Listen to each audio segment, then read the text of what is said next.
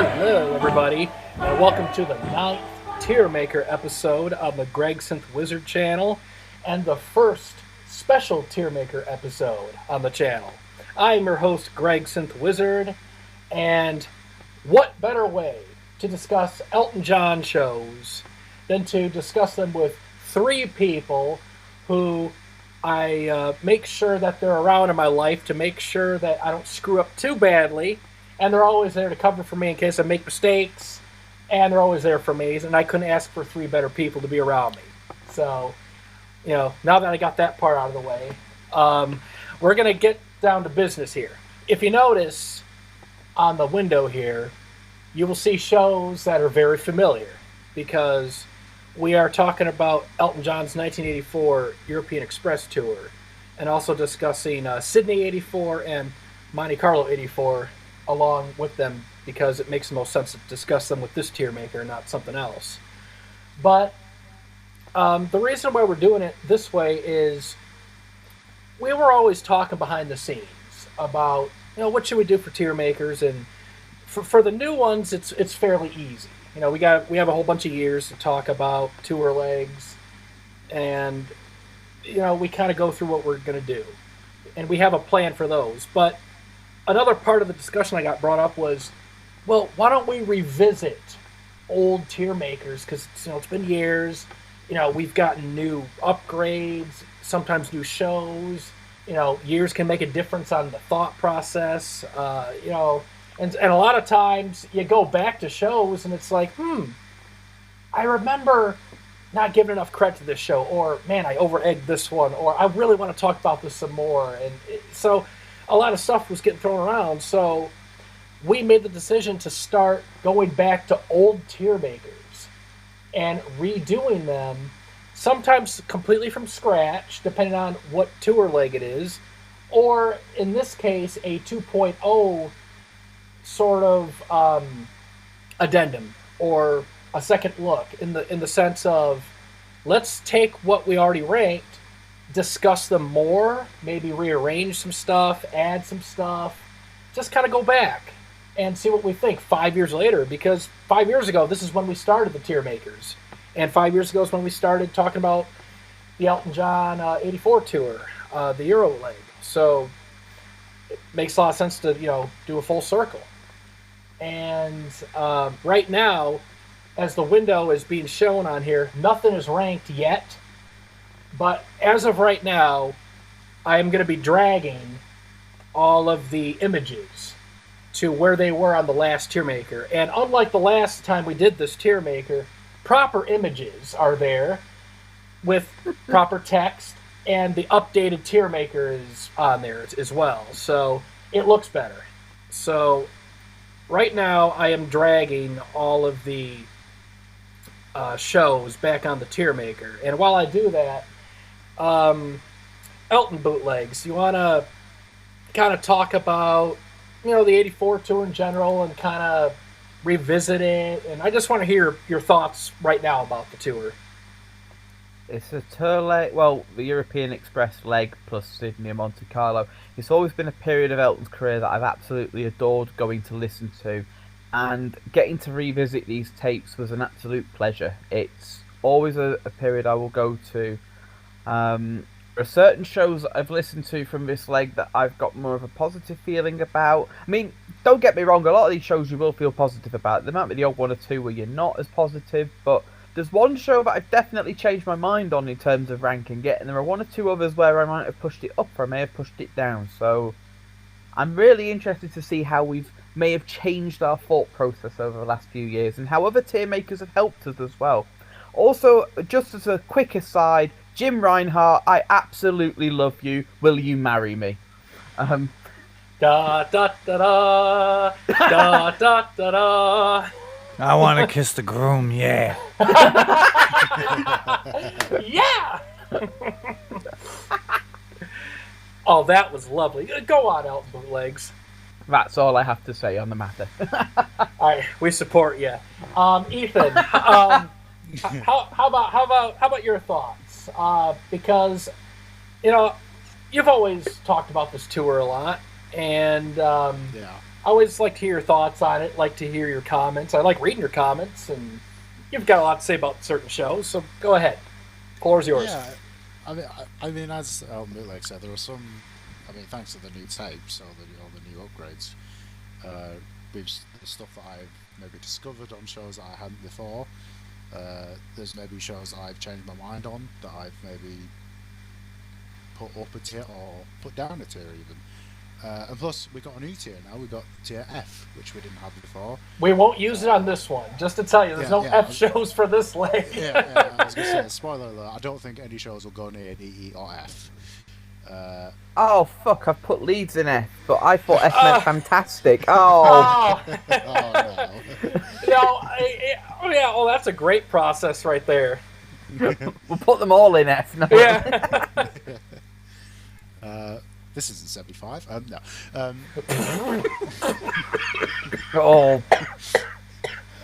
Are you all right, Greg? Yes, I please can continue. phone an ambulance if you need to. Please continue. Okay. But I mean, yeah, there were some that I've changed my mind on, some that I haven't. I actually haven't gone back and watched the original Tiermaker. I don't know if any of you have, but I haven't. I wanted to come in here as blind as I can, and when I mean blind, I don't mean I don't know where we're going to be ranking. What I mean is I don't remember where we ranked some of the shows. I didn't realise you wrapped a scarf around your head. Oh my word. Don't stand up, that's all I'm going to say. Just stay seated for the next few hours and you'll be alright. Okay. Don't know if I'm facing my screen or not. I could be talking to a wall. No, we don't want that. But I mean, yeah, that's all I've really got to say, to be honest. Yeah, and TSS Killer, your turn. Yeah. Love to hear your thoughts on the Euro Express leg and kind of going back to this and any new thoughts, and just want to hear you talk. I would say, well, first of all, the European Express Tour I've always held in very high regard because both the musicianship and Elton's voice are arguably top notch, like one of the best. Like in terms of like band chemistry, I think this is like one of the best tours. You have Elton with his whole entire range. The upgrades to the tapes did definitely help. I will say that since 5 years ago, we've had upgrades to tapes like Leeds, which pretty much solidified my love for the show even more than it was before. Then of course you had the upgrades to like Stockholm and Copenhagen as well, which actually made me listen to things closely, and also Ludwigshafen. And then we had other ones too, like there was the Vienna upgrade, and there was a lot of upgrades on this tour that we had, and but I will say though that unlike my peers here, while these new recordings did reveal more things about it that I did enjoy or maybe not, my opinion has mostly stayed the same.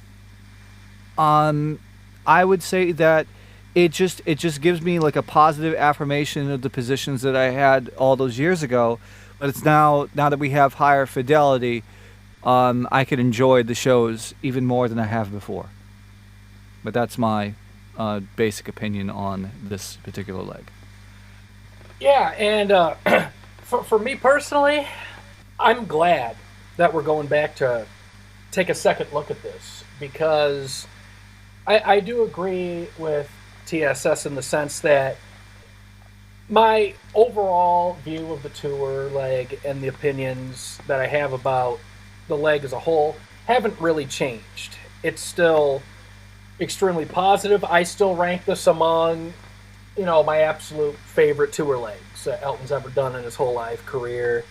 With this 2.0 tier maker, we can go back and discuss more stuff and add more stories, and there's a couple new additions to the tier maker episodes we'll do, starting with this one and moving on to all future ones, including the new stuff. So this is, I'm so glad we're going back to take a second look at this. When I went back and listened to the original tier maker, I was pretty happy with it, considering it was the first time we ever did something like this, and ranking the shows and kind of talking about it, and I thought we did a pretty good job on the first attempt to do it. And We You know, did. yeah, and like I look back and I'm like, oh, fond memories. You know, it was pretty good. It was. Do you remember the initial one years and years and years ago when we did it through the whole set list rather than gig Oh, by gig? oh yeah, yeah. So before we did the tier maker stuff, we had it was more of a debate style setup where we would do song by song and then try to stretch it out over an entire year of performances rather than tour legs. And I mean, it had its own charm and advantages, but holy shit, a lot of cons. But the problem, and, I was going to say, at least every song gets a mention. The Yeah. only downside is that not every gig will get a mention. Yeah, so. yeah, and you know, Yeah. 6, 7, 8, 10, 12, 20 hours. You know, they go on a long time. I mean, to be fair, us having Charlie Morgan on one of them really was a real accomplishment. Don't forget, hey, we got Charlie and Fred on the same one. That's right. Yeah, That was like a long lost reunion. yeah, that was a good time. Back then he thought it was a chick magnet. Yeah. Well, it's like he's available, ladies. But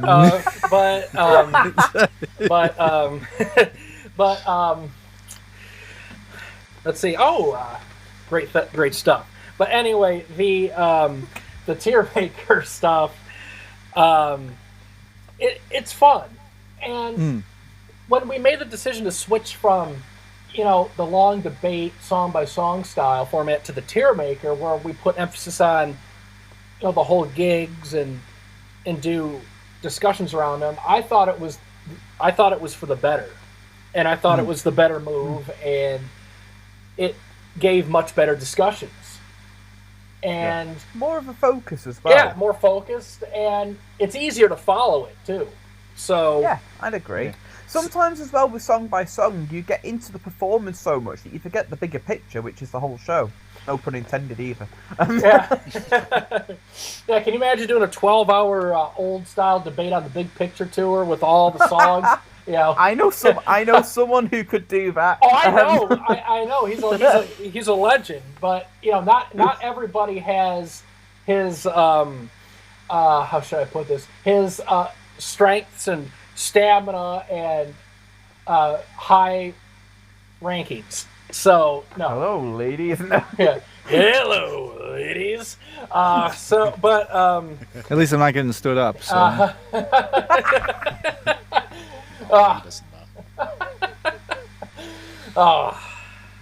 So for this tier maker 2.0, right now on the screen, all of the shows have been put back to the original rankings that they were from the original tier maker 5 years ago.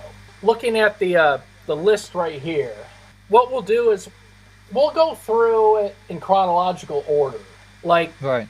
How we ranked it and everything, and see if we changed our views on it, maybe add more context to the ranking, maybe shift it down, shift it up, just kind of go back to it. So we'll start with Sydney, and originally that was placed at the B tier, the highest B ranked show on the tier maker, and there was some talk about putting it in A, and I remember from the old tier maker, and I understand that point of view actually, because yes, at Sydney, Elton's voice does sound a little rough, especially in the last handful of the songs. It does sound, the voice sounds a little tired and rougher than usual, but it's the final gig on the tour leg, and so I'll cut him a little bit of slack.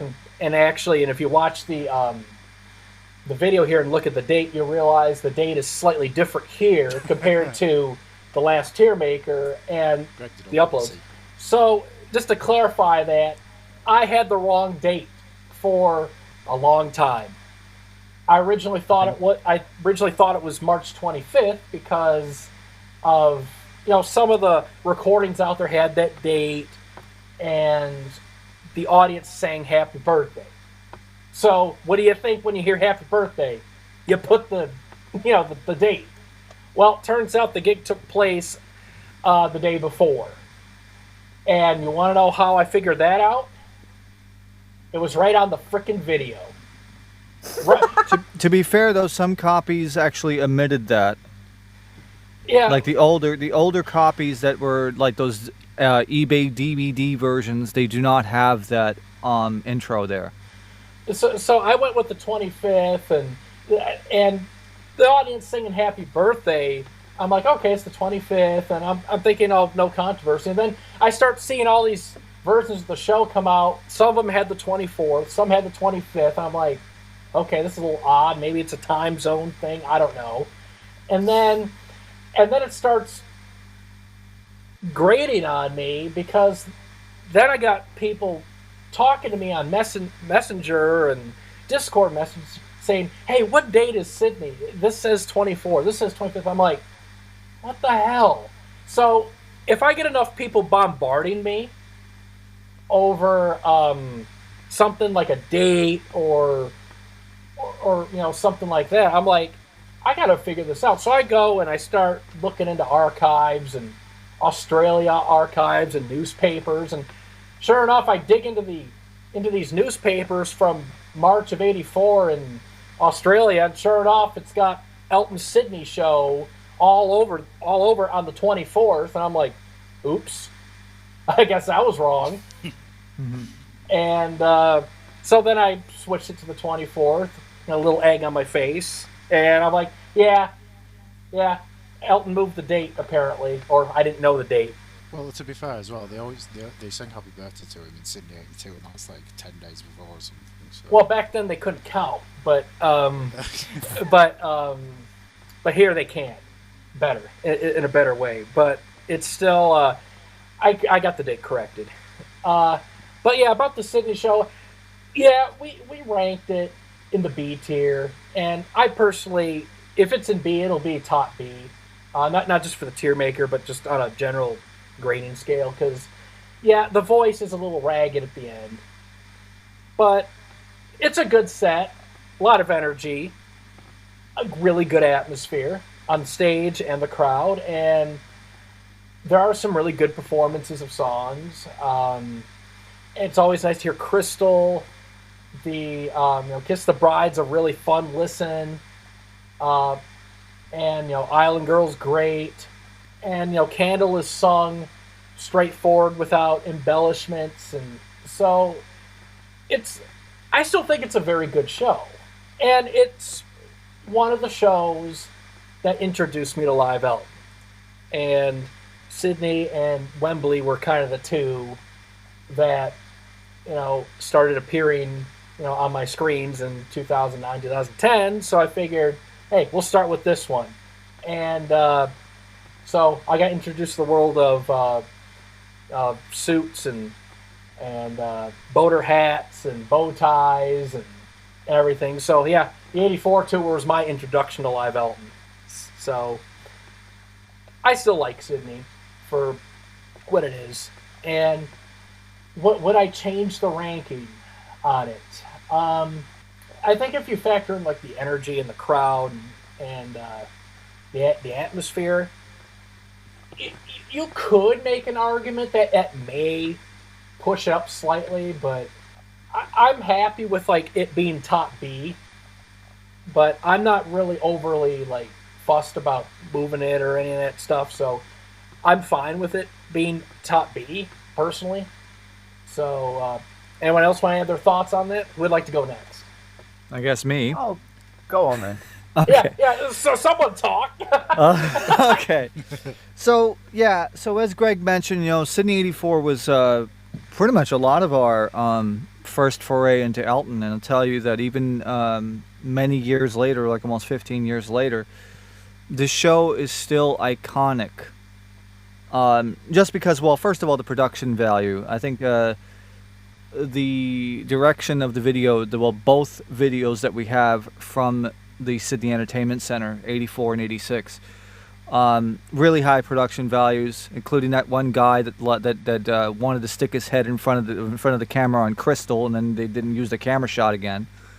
But I would say in terms of like the overall atmosphere, first of all, Molly Meldrum coming out for Crocodile, and not knowing what the hell to say on the choruses. That was still funny to me. And I think just like the overall party atmosphere, D. Murray looking like he's about to go fishing and everything else like that. I mean, I really do still enjoy the show. As Greg mentioned, though, it's not all sunshine and roses with his voice. As about halfway through, about maybe I would say 10 or 12 songs in, Elton's voice starts to tire, and you really start to hear it. And I said this on the first Tiermaker as well, on like Goodbye Yellow Brick Road, where he's not hitting the C5s on top, and it's not the best. And also, he sounds very tired in the verses. I mean, to be fair though, he had quite a lengthy tour in New Zealand and Australia, so I mean that's to be expected. But and then of course you have some, the early stages like the growling stuff, like in Crystal, and it's really and like I wouldn't say that it's a complete deterrent to the show, but the high B ranking still would be the same. I don't think I would change it, even though we've had much better copies of the show come out now, especially the video that we have now. And also, Too Late for Zero. No. Yay! No, like, and seeing that, and it's like, man, the guy said it with a straight face, and he was wrong. like, man, I have never seen somebody being so wrong yet being so confident in being wrong. But what makes it worse is the fact that he said, and this is the latest title song from his latest LP, Too Late for Zero. What? I thought it was Aussie English. So, I mean, I don't know. You know I'm too late, yeah. Yeah, it's not even the right words, but I would say, I would say though, where it isn't a tier maker, I would still keep it there. Like the higher quality, the higher fidelity. Actually, the higher fidelity actually highlights how weak Elton's voice was at the end of that set. Especially now that we have lower generation tapes. But top B, I would definitely rank it today. Yes. So that's my thoughts. Yeah, and Elton bootlegs. You want to chime in on that, or? Well, I remember originally I was more favouring the lowest of A in my ranking, and I still wouldn't change that, because obviously going back to this show, I tried to sort of have that argument with myself of low A/high B. The one thing that always brings me back to this show and will push me towards the higher ranking, albeit at the lowest possible point, is the energy coming from the new songs, like the Too Low for Zero songs, not Too Late for Zero. They all sound fantastic, they all sound really fresh, and it's such a shame we only get one version of Crystal, but to be fair, given the choice, I'll take it any day of the week. The issue, I get where the issues are coming from. TSS, I agree with him where he says, with the Yellow Brick Road not being a particularly good performance, oh dear, then top C's aren't good. But the rest of the songs after that are okay. Holly Meldrum, Crocodile Rocker, at least he can sing the first chorus in key. The second one, we won't talk about the second one. But yeah, it's a really great start to what's going to be a really good tour. I'll agree with the highest of B, which I'm sure everybody else will go with, but on my personal one, it would be the lowest of A's. So I'll take the L. But yeah, Ethan, go ahead. I mean, I wouldn't really change the B ranking. It's a good show, and the energy's really good, and the set's nice. Crystal and Teacher. I know we got Teacher 82, but Teacher and Isla Girl and things like that. But again, he sounds so like tired towards the end. And Yellow Brick Road, he sounds really tired in the verses. And I mean, if you've ever heard Knoxville 84's version of events, you get a little preview to that. But I mean, yeah, it's the energy. He's having a good time. It's near his birthday. I can't really, say much more. Yeah, I'd keep it a B, personally. Yeah, so generally, we're pretty much in agreement with our original ranking. It sounds like we won't move it. Correct. Although I will say this though, to be fair, it's the only B show from this tour leg where Elton's State of Mind is actually quite good. Because look at the other two. Better in B. So, I mean, yeah, so, you have a lot of things to say about that. So I'm like, like, and I was thinking about it for a bit, and we'll move on to Stockholm in a minute here, but about Sydney, having it at top B, you know, is fine. You know, I don't have an issue with that, but I'm just saying, what a difference between that show being in B versus the other two B shows, Second Milan and Copenhagen. Yeah. Like, and I'm looking at that thinking, like, if you take things completely out of context and you just look at that, you might think, you know, Sydney's on the same wavelength as those other two, or those other two shows are on the same wavelength as Sydney. And I'm like, trust me, these are not anywhere close to each other. So I was thinking, well, if Sydney was moved to the lowest to A, then you can have the two fucked up shows all by themselves. But then then again, those may get moved. I don't know. If down the road, you know, someone wants to throw it in their own personal tier maker of A, you know, I can understand legs, but all right. But no. But you know, I agree with you though. That's the thing. No. Yeah. I'm not saying you lose. I'm just saying I understand why you would put that in A, because it's way better than those other two circus gigs. So, but then they'll be compared to the other A's. So, well, right. So, Sydney, I think we're good on, right? Yeah. So, next one is Stockholm. TSS, I'll let you start this one. So Stockholm has gotten an upgrade since we last did this, and I will tell you this much. There is a lot to like about the show, definitely. First of all, this is like one of D. Murray's best gigs ever.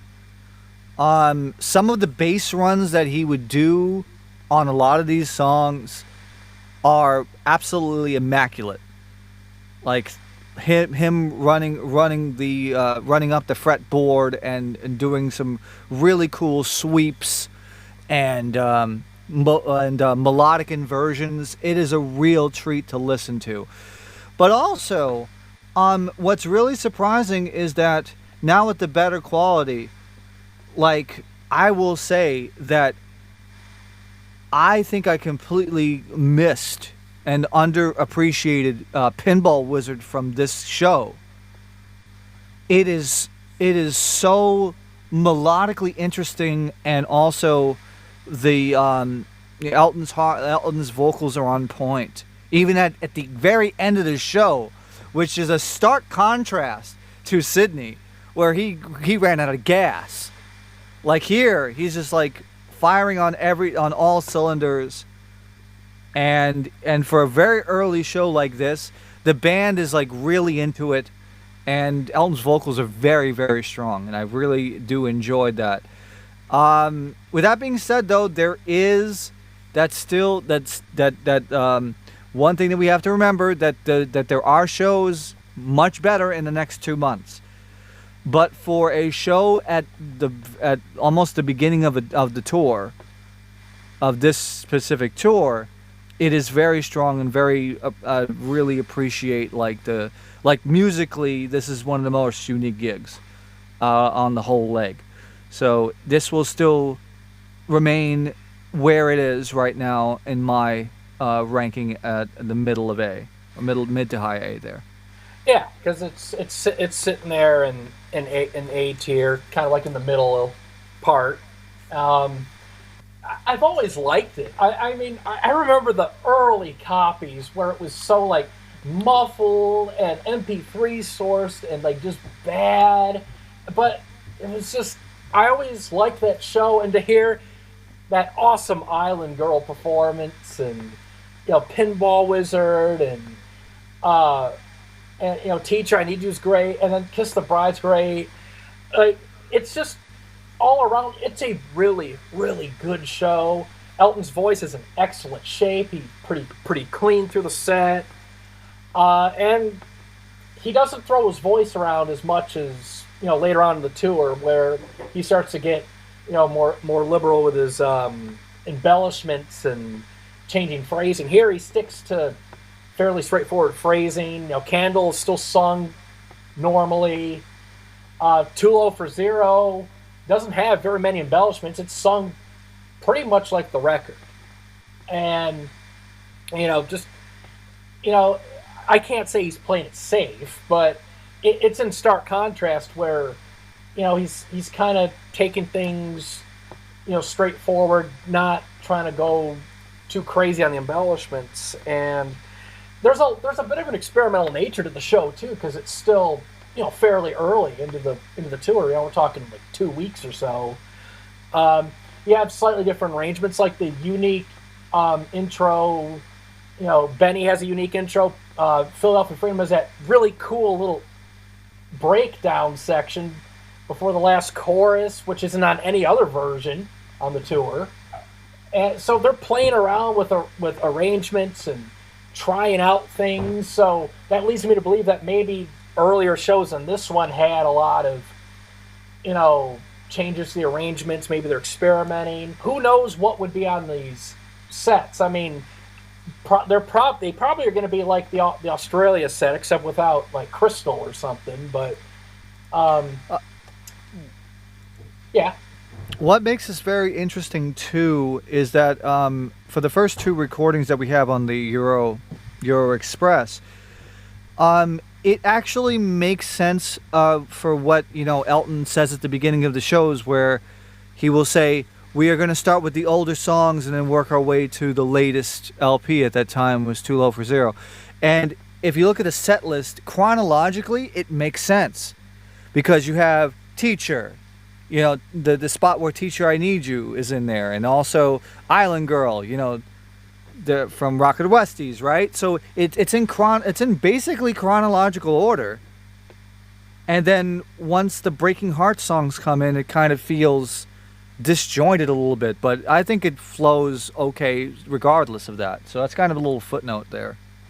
Yeah, and I wish, my personal wish was, obviously I wish Teacher I Need You and other songs like Island Girl stayed in the set longer, outside of, Australia and these early Euro shows. But, they got replaced with, Restless and Sad songs, so, not too bad of choices. But I think it'd be great to hear, prime Euro Express versions of, Island Girl and Crystal and Teacher. That'd be nuts to hear. But, still, I mean, set list is fine for me. I've never had an issue with the set. But back to Stockholm. Yeah, very, very good show. Rock solid A. It probably won't change, but we'll see what these other future shows are like. But I do like the show for a lot of reasons, and apart from Elton flubbing the odd word here and there on a few songs, it's very rock solid. Very good early show. Always liked it. And it was an early '84 addition to my collection all those years ago, so I always have time for it. Elton bootlegs. It's a very straightforward show for this tour, and there are certain performances that have already been mentioned that are just terrific. Island Girl is outstanding, probably the definitive version you'll get anywhere.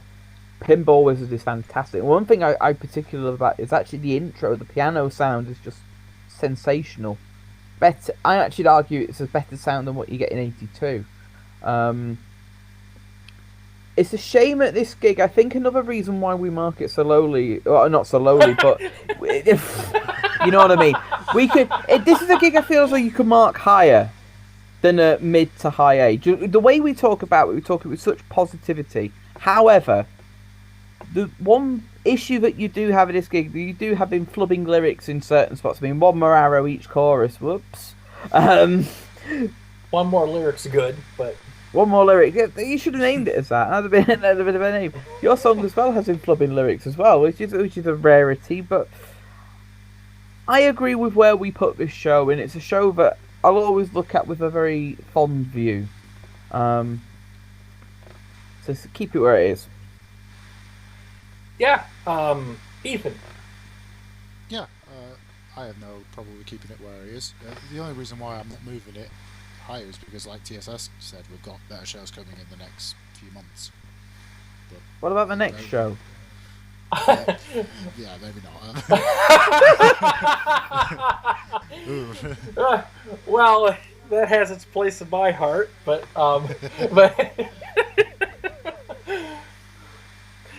but but yeah. So, Ethan, I hate to do this to you, Hello. but do you want to start Copenhagen? Oh Christ! What yeah, a beautiful Copenhagen. upgrade that you uploaded. Doesn't it sound Yes. so good? It does. Sadly, on your birthday as well.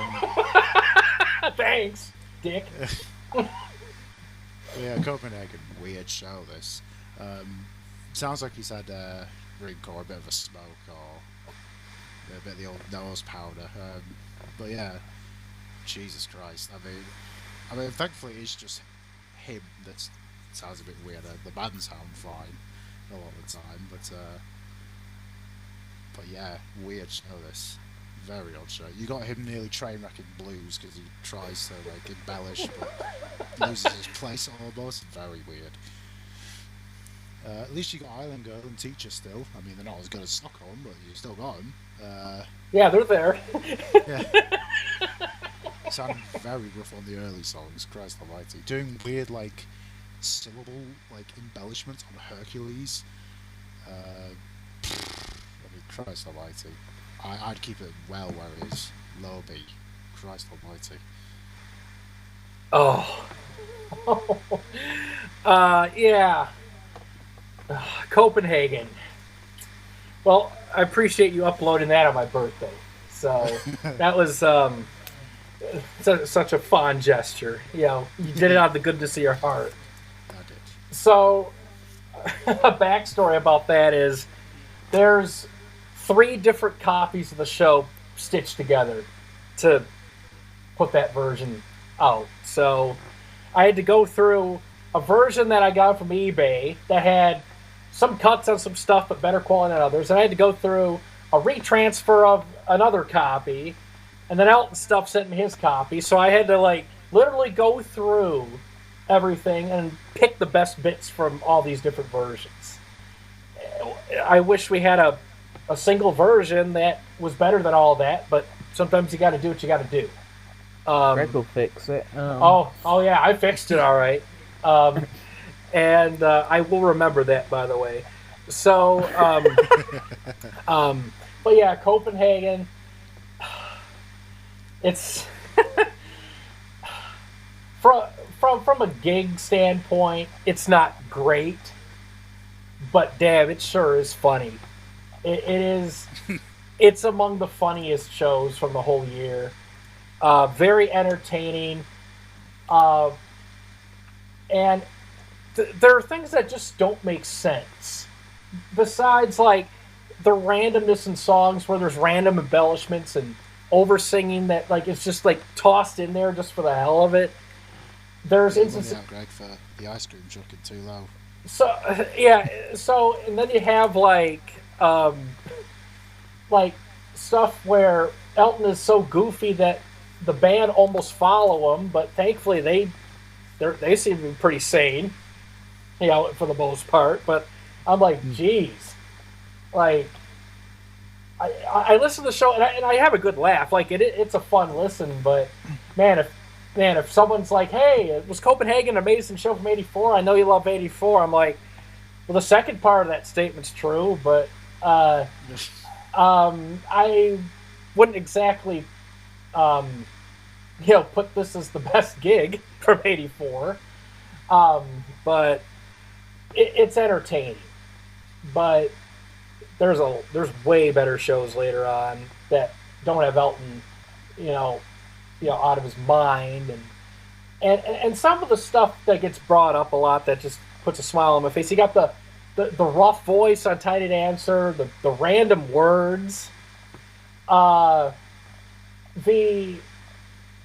like, and then like Hercules has like random phrasing in it. I'm like, I don't know where he comes up with this stuff. And sometimes Elton's intonation is off in the stratosphere. You know, I guess Copenhagen was, had a special chemical in its air or something. I don't know, but yeah, it's not the show I'll go to for the best '84 stuff, but it sure is funny. And then two more things I'll point out. Whenever I listen to the Too Low for Zero from this gig, I always have memories of my childhood when the ice cream truck goes around my neighborhood. And I'm thinking of, hey, I like to order some, chocolate ice cream and a side of Copenhagen coffee. Because that frickin' piano solo is like, I can't describe it with words properly. You'd have to hear this. But it's just so, out of place with what's going on with the rest of the music, and it's goofy. Like let's just play something randomly and see if it fits. And then one more arrow where you have all these songs where he's screwing around with the lyrics or fucking up phrasing or making up shit on the piano, and yet One More Arrow is one of the better performances on the show where he actually plays it straight. I don't understand that logic either. So, fun show, but not one that I'll rank highly. And yeah, it's if it is going in B, it's going way at the bottom tier B if it goes there. So, because it's just so, I can't get a grasp on it. Modern day phrasing in Betty. Good shit. Yeah, good shit. Elton bootlegs. Oh God, I remember listening to this upgraded tape and thinking, what the hell am I listening to? In terms of the 84 shows, it's always at the bottom of the pile, and I see no reason why I'd want to change that opinion, especially when you've got clearer copies of shows that highlight certain things. Blues is just, what the hell is this? I remember when we discussed it the first time, I still can't get my head around it now. It's just an utterly bizarre listen. I mean, if you didn't know the location of this gig and you saw the set list, you'd think it was in America and he's thrown a couple of new songs in just for the sake of it. It's like, where the Breaking Heart songs? He must have hated them by this night. Oh, he's brought the old songs back. No, this is just completely and utterly random. Yeah. I'm going to keep it in the lowest of Bs. I did think about putting it at a top C, but then I thought, no. I think the lowest of low Bs is where it deserves to stay. So, TSS, did you enjoy your Copenhagen coffee? Because I know you wrote some things about this show. Yeah, especially, listen, the upgrade in and of itself really highlights a lot of.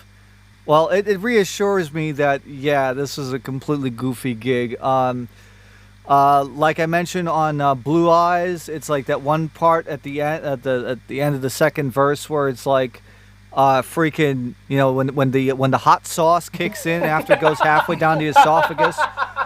The embellishment just kills me. Yeah, the overall weirdness, the fucking candle always fucking kills me. But here is the thing that I thought about, since a couple of days ago, and your song is very interesting because the way that he embellishes and oversins it is more like a late 80s version, like he would do in the late 80s. And the weird part is the tonal delivery and the phrasing is not too dissimilar from that. Even after the vocal shifted to baritone in mid '86, you compare that with like the 86 voice that isn't ravaged and then the 88, 89 stuff, and you find very similar tonal shift and phrasing. So it's very, very similar, which tells me that the voice had fully matured by this point.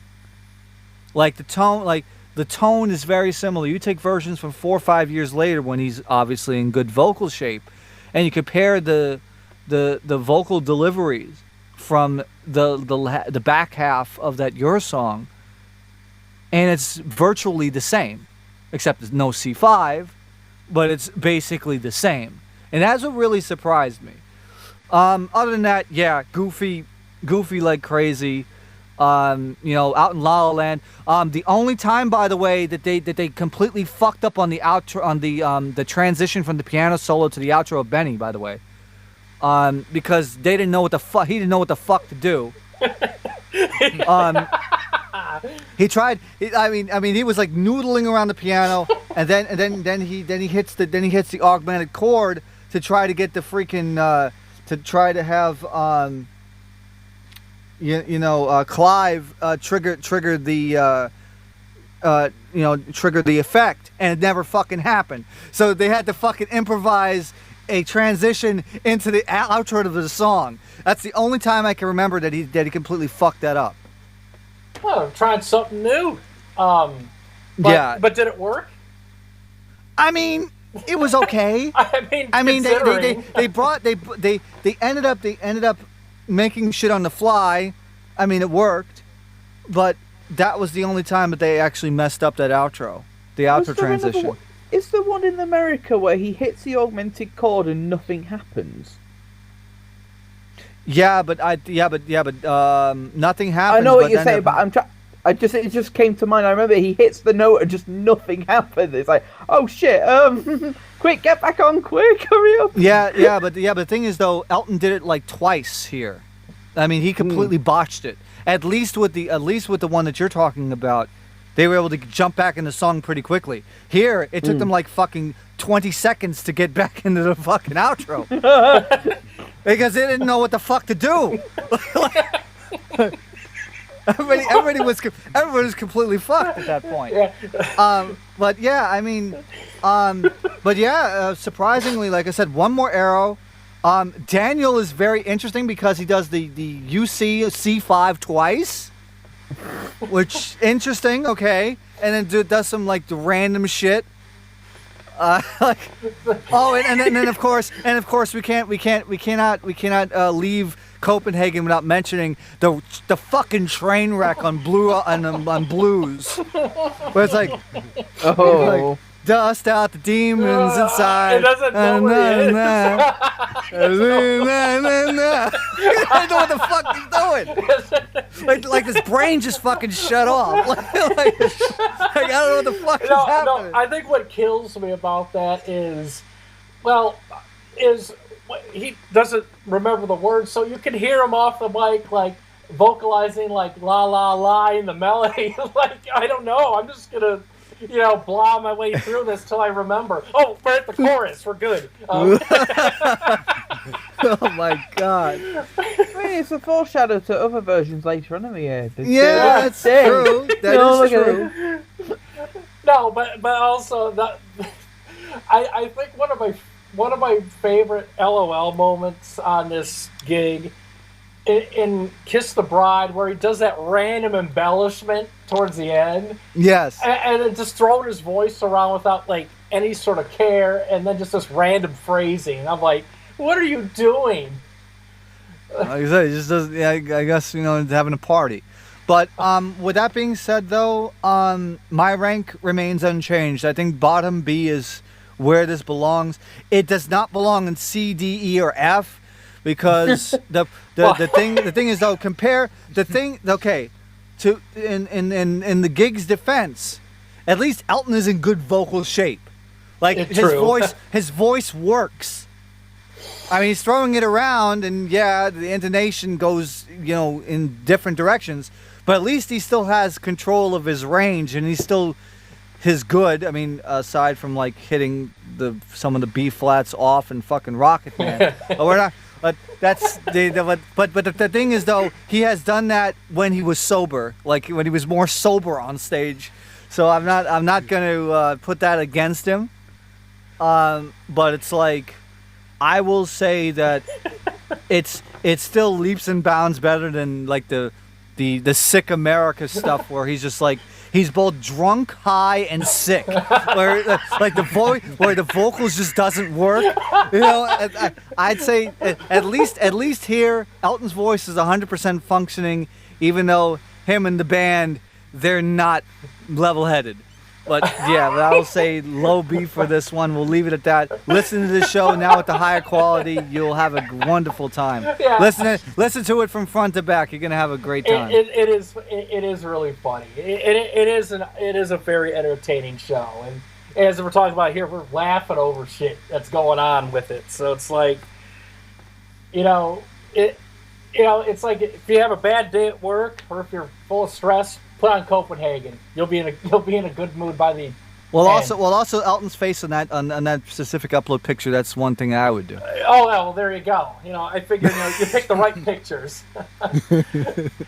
So, Ethan, do you have any more thoughts to add on Copenhagen? Because you uploaded it, and I know you already went, but not really. It's just a hilarious show, really. Yeah, and and I'm gonna give the next gig, because we're good on Copenhagen, lowest to B. Yeah. So normally I would give the next gig to someone else, but I'm gonna jump in on this one because it is kind of important, and I gotta come clean about some stuff. So I'm just gonna jump ahead on this one. So we'll be discussing Stuttgart.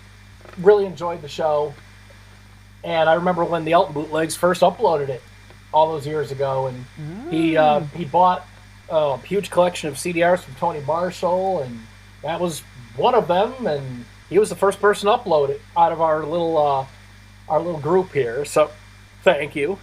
Very welcome. And ever since that day, we've gotten a few different upgrades to it, with the most recent one having it fairly listenable.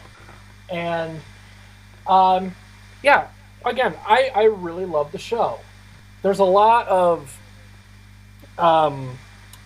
great moments throughout, a lot of excellent Elton moments, a lot of great vocal moments, like, wow, that note's incredible, and there's a handful of really, really good, borderline excellent performances of songs, and there's another shift at this show compared to Copenhagen, obviously, but we go back to the more sane gig of Stockholm and compare that to Stuttgart, and there's again a different shift here, because now this is the earliest recording we have of the proper set list. So at this point, Teacher and Pinball and Island Girl, those songs are out of the set, and they're replaced with Restless and Sad songs, and this is kind of like the first proper Breaking Hearts related set list now.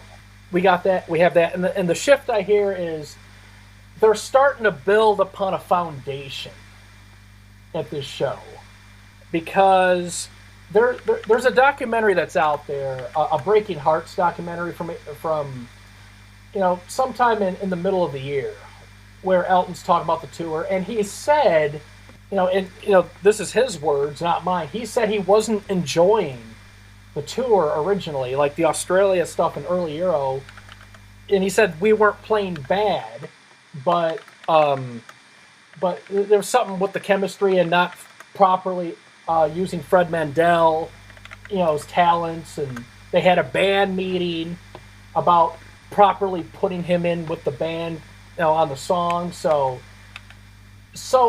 I don't know when this meeting took place, but it had to have taken place sometime in this time frame, because there's a different shift here compared to earlier in the tour, and also future shows sound different than this one. So that's something I picked up on when I listen back to the recording. But leading to this recording, I also have to admit that when I went back and listened to the old Tiermaker, and then went and listened to this newer version of the show, and then thought about what I said on the original Tiermaker, I have to admit that I was kind of over-egging things, and I was wrong. Ethan was right, more right than I was, and I think TSS was right. A lot more right than what I said. I don't think it is the best A show, and I think there are actually better shows from the stretch that we'd put in A. I think I kind of was focused on wild card moments a bit too much and a few specific performances, so I think I was wrong on like my overall like ranking and stuff, because I was originally, because if you remember on the first Tiermaker, I was saying, oh, it should go in S, or I think it should go in S, or there's qualities that should go in S, and Ethan and TSS were like, no, it's A, and it's not good enough, and I said, oh, okay, and then I go back and I'm like, yeah, you guys were right, I was wrong, so I guess I lose. You know what that means? Yeah, I lose. Fuck me. They win. But then I'd just rather be honest and up front say I was wrong. Right. But I still like it. I still like the show. I still would put it as a reasonably strong A. But this is why I really wanted to redo the Tiermaker, or at least kind of go back, because I really think I kind of didn't give a couple other shows enough credit, and I kind of missed the mark a bit on this one. So I'll keep it at A, but I would personally change the ranking on my Tiermaker a bit, because I think I wasn't looking at it, especially with the upgrades and the different shows, so I was wrong. So TSS, go ahead, gloat. All right. Another thing I want to mention is we've also had better copies of the, or a better copy of the Restless from this show that was on television, that was broadcast. And even though it is about, the outro, part of the outro is cut and some other things are cut about it, I still couldn't believe that we actually did the sleuthing and detective work to find out that came with that show. But it's like it shows the real like care and atmosphere that they were trying to put forth. Like, we will always talk about the goofy fucking faces from that version specifically. Also, him flubbing the word "soft silver night." It's always because that was the real tip off that we knew that it came from that show. But like, yeah, you could see that the band does like a little shift. You start to see a little bit. I would guess more of a, especially here and after the show, where they would have more musical. Like they're less loose in the playing style. This version of Restless is still very experimental. They still haven't worked out all of the arrangement yet, or even having the same like kind of harmonies. Like, for example, Elton in later versions of Restless would sing all the choruses on like G's and stuff instead of like scooping up. Like the first, because on the first few versions of the song we have him do like the lower, like a stair step kind of phrasing on the first chorus, and then would constantly be on the same note on the second and choruses going forward. But the show is still fantastic. The recording, the newer copies really highlight the crowd in Stuttgart. They're very energetic, and they still have some like banter and things like that. Again, I think it's more of you see these early versions of the Breaking Heart songs, and you know that they're going to become better, and that's why it's still A. I still think that it's a massive improvement from Copenhagen, but it's still. I mean, and then again, though, I mean, a getting hit by a bus is an improvement. But I would say though that this is the start of where things start to pick up, especially in the next month or so. It just continuously you start to see a pattern where they're more focused and each show gets better as time progresses. With that being said, though, I mean it's still an enjoyable show to listen to, and this is the first real solid gig that I would say belongs in this tier maker. But yeah, the ranking that I have still hasn't changed from back then, and my opinions have not changed. So this still will go into top 8 for me. Yeah, Ethan. Yeah, this is one of the shows that hasn't really changed. I still like it. Again, the band meeting probably must have took place around this sort of period of time, because they do sound a bit more focused at this show than going on to the next few shows that we've got. And I know we have bits of Berlin from the 18th, and they sound good. But yeah, again, another good show, but there are better shows to come in the next week and just stuff like that. Next week, 2 weeks. Elton Bootlegs. As you said earlier, this was one of the first shows that I got from this tour leg, and I have very fond memories. One of my fondest memories was you saying that Kiss the Bride was one of the elite versions, and that it would rival anything from '85. I remember. Do you still have that view? I still think it's a great version of the song. I do as well, but it's not as good as the '85 one, so I win and you lose. Yeah, go ahead. Go ahead and lay it into me. Don't worry, I'll reserve that for later tier makers. Thanks. Especially the upcoming one, which involves a man after vocal surgery, and you want me to talk about performances I hate. So yeah, I can't wait to get stuck into you there. But anyway, Stuttgart is just a really, really, really good show.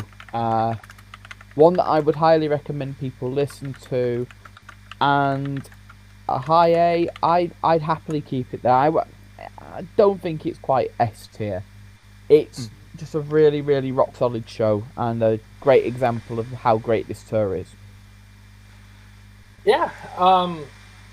So you want to start Munich? I do, being as it shares a special date with a special person here. I'm not talking about myself. Yeah, I am. Munich. Now, Munich was another. I think this was a show you had originally, if memory serves me correct. Yeah. I don't remember. Yeah, this was. I sent this one to you because this was sent to me. And this is a show where I remember we were all very excited initially, because I'm Still Standing is dedicated to Paul Molina, the old cow, for Freddie Mercury, who was backstage with a broken leg. Well, a very damaged leg anyway. So basically Freddie had done some damage to his knee in Munich, and Elton decides, I'll dedicate a song to you, and because he couldn't go out on stage, he'll dedicate the one song that he couldn't really do, which is I'm Still Standing. But no, this is just a show where you could feel that the band are really beginning to hit their full stride in this tour. Elton's vocals, I feel as though this is a gig where he starts off slightly rough and then he'll improve as it goes on. And the audience are really enthusiastic as well. I personally feel where we put it originally is bang on right. I wouldn't want to touch it myself. Now for me, I know you might change. You might have a different view, but I'm happy where it is. Yeah, I'm happy that it's an A. But for me, I went back to it, and I listened to the old tier maker, and listened to the statements made and everything, and then when it came time for me to do my taxes, I listened to this gig, and I tell you, doing taxes is not that bad if you have an Elton John show in your ears. So, so yeah, I was listening to it while I was doing all my taxes, and just I was picking up on a lot more stuff and kind of just remembering things. And for me, again, I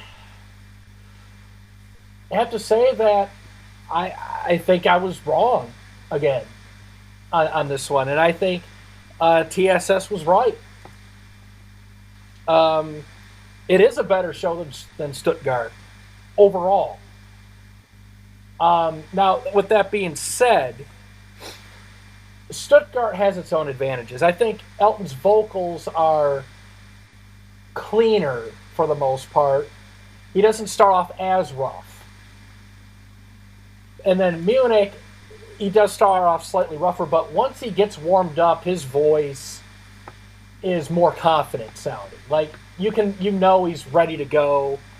There's a lot more emphasis on like confidence and more assertive vocals. Like he knows he can bring it.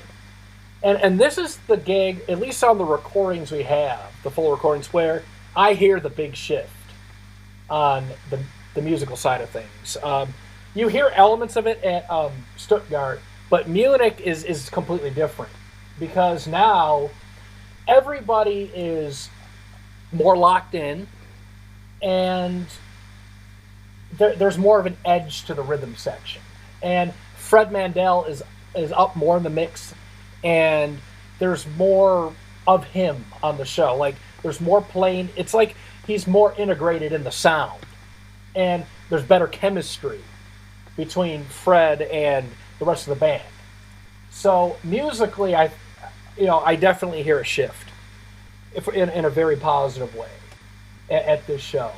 And yes, we laugh at the restless lyric, can't get no job, I can't get a job, early version. But it's like, I just think Munich's just, a rock solid show that I think I underrated a bit back then. And I do think overall it's a better gig because the music is more honed in. And this is the gig that sets the foundation for what we'd hear for the rest of the tour length. Because, everybody's playing at a different level. Everything's more rock solid. And it just feels like everything's been like ironed out in a way.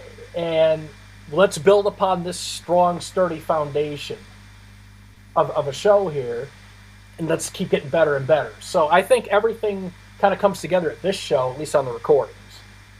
So me, I would put it above Stuttgart personally, just because I think it's better in a lot of ways. TSS. I'm gonna have it remain at this point. The reason being is while the music tightness is better, there's some technical problems. We always joke about the "I'm Still Standing," but the problem is Elton just like hits fucking clunkers on the piano like really badly. Like it's one of the worst kind of like piano performances he would get on that song on this leg, because especially like I don't know, piano went out of tune or some shit. Like you hear him like hit random clunkers throughout the song. And it's kind of weird because yes, I did notice this all those years ago. But then I put it into the context of like, wow. And there's some like weirdness, and it's like I'm not going to deny that this show is still fantastic. I still think that yes, this is a definite turning point, and yeah, that combined with the roughness at the beginning, that's one of the rare times that I've had like many years of thinking about this, and I think there's a reason why this isn't an S, and that's probably one of the reasons why. It's strange. It's a strange feeling because the gig is great, no doubt, But again, in order for us to rank it properly, I have to look at it because I would say the Restless Club is worse. Because at least at like Stuttgart, it's just like it's one word. Like, yeah, but I would say that now revisiting this, I think our original point of having it below Stuttgart was initially correct. Yeah, because wait, hold Poor on. Greg. No, wait, hang on. No, because I had Stuttgart above Munich on the, on my tier maker. Then you said Munich was better than Stuttgart, and then I go back and listen to it, focused on the tightness, thinking, okay, I get what he's saying, and I'm like, hang on a second, I was agreeing with you back then, and now it sounds like, oh, maybe I should have over-egged Stuttgart, and the original point made more sense. So now it threw me completely off. I'm like, Well, again, 5 years does something different. I think that's the whole thing. Now that well, first of all, we've had the ability to go back and revisit these shows, and now that we had more of a focus, I'm noticing more stuff. And as well, even though 5 years, things can change, some things still remain. Greg, you lose! they were both an A. I didn't have any of it in S at least, so it wasn't like Right? Yeah, but I would say though, um, since that time, I mean, it was pandemic times, and I don't Yeah. think my mind was in the right position to like really go and like really deeply analyze this stuff. So I'm actually really glad that we went back to this because now that now that it like struck me like, wow, that piano sounds like ass. oh, it's Melina's fault. But Like I don't know because it sounded like, I mean, realistically, it sounded like, I don't know if he broke the string or he was just like, it was probably maybe the certain notes on the piano were not tuned properly, or maybe he blew it out. it's weird. It But is it's very bizarre.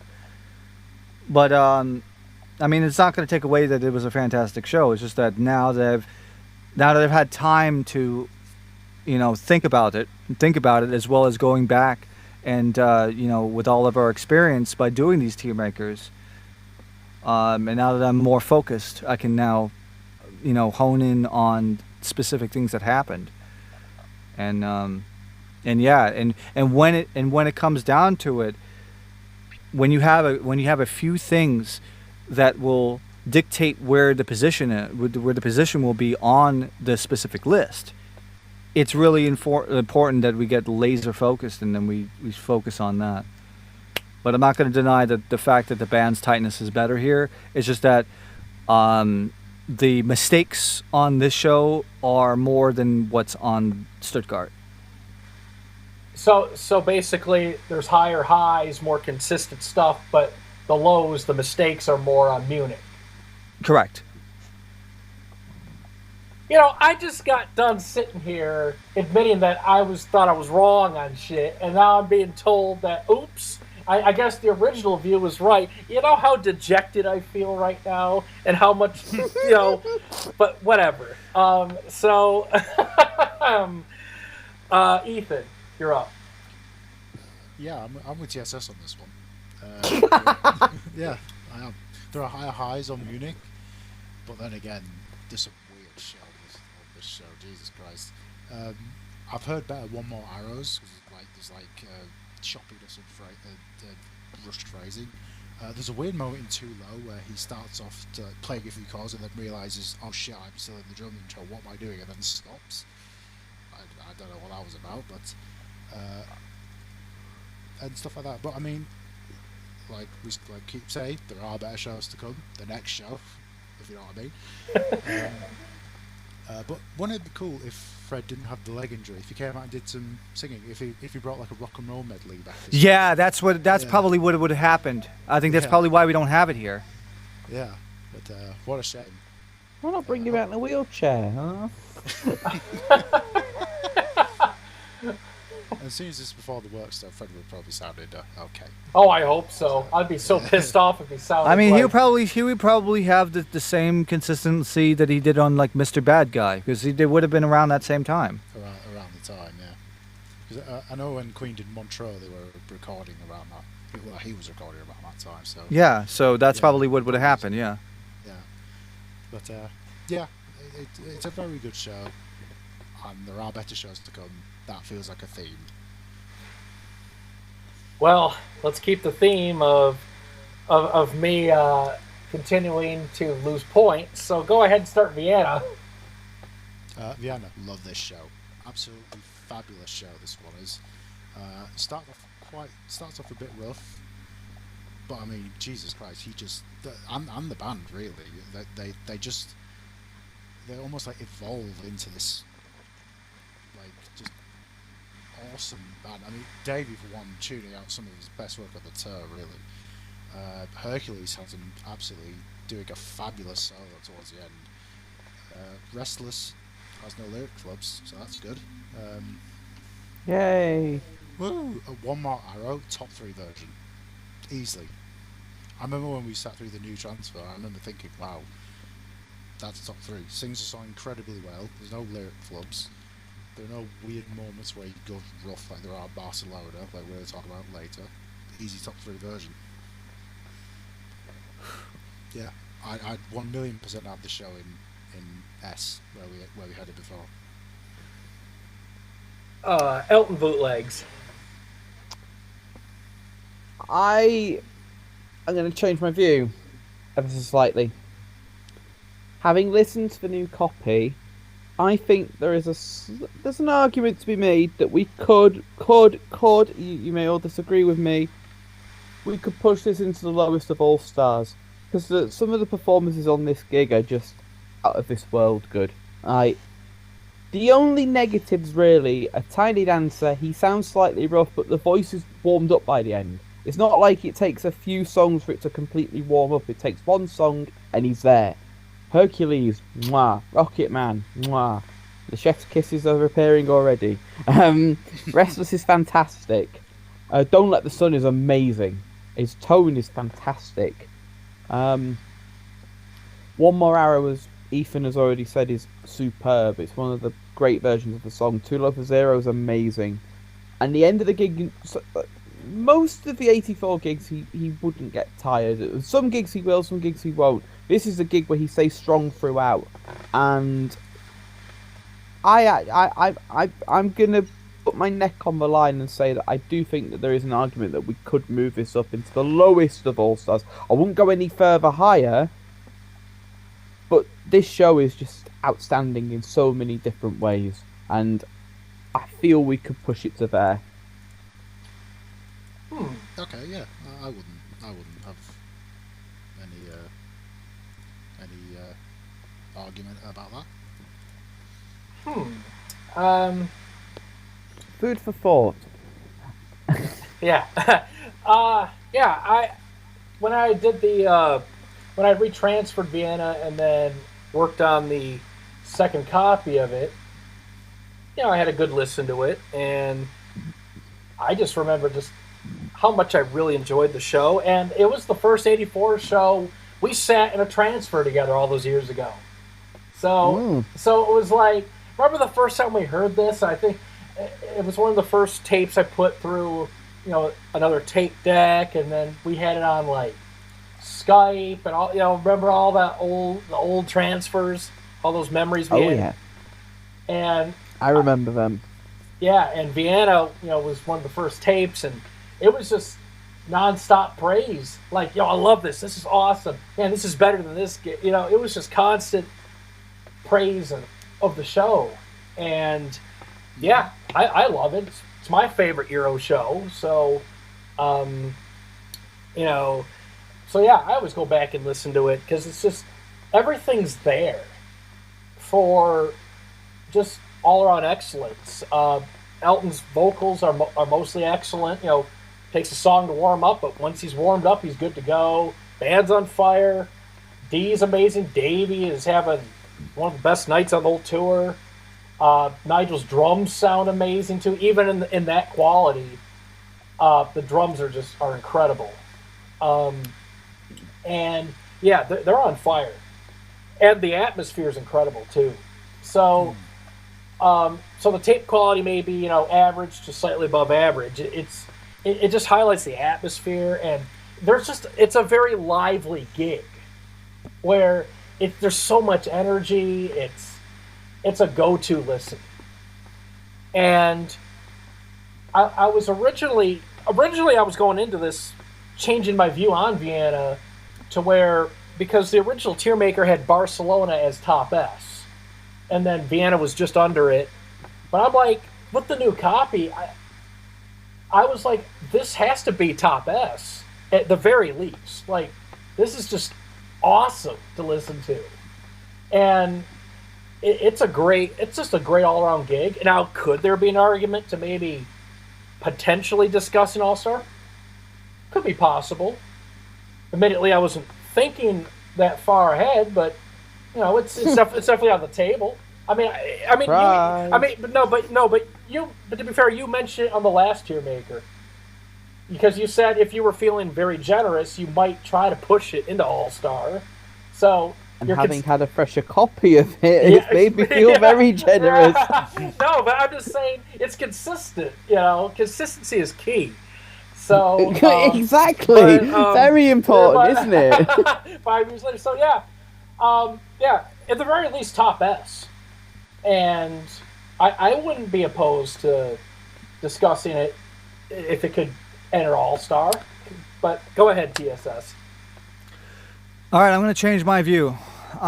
So I think Elton Bootlegs here is right. Vienna, especially with the other copy, the new copy now, it now highlights how strong Elton's voice was here, and as well as the band and musicianship. The band musicianship is fantastic. It is a better show than Barcelona. This will go in the lowest of all stars just because of you can see that the focus is there. Everybody, the entire band is locked in. Some of the best musical work, especially after that pep talk. You can see the fruits of their labor right now. Like, yeah, Tiny Dancer, but then again, though, we've had gigs. We've had better gigs where Tiny Dancer starts rough, but then everything else is fine. So realistically, that is a moot point now. Like everything going down the line is amazing. They're all amazing performances.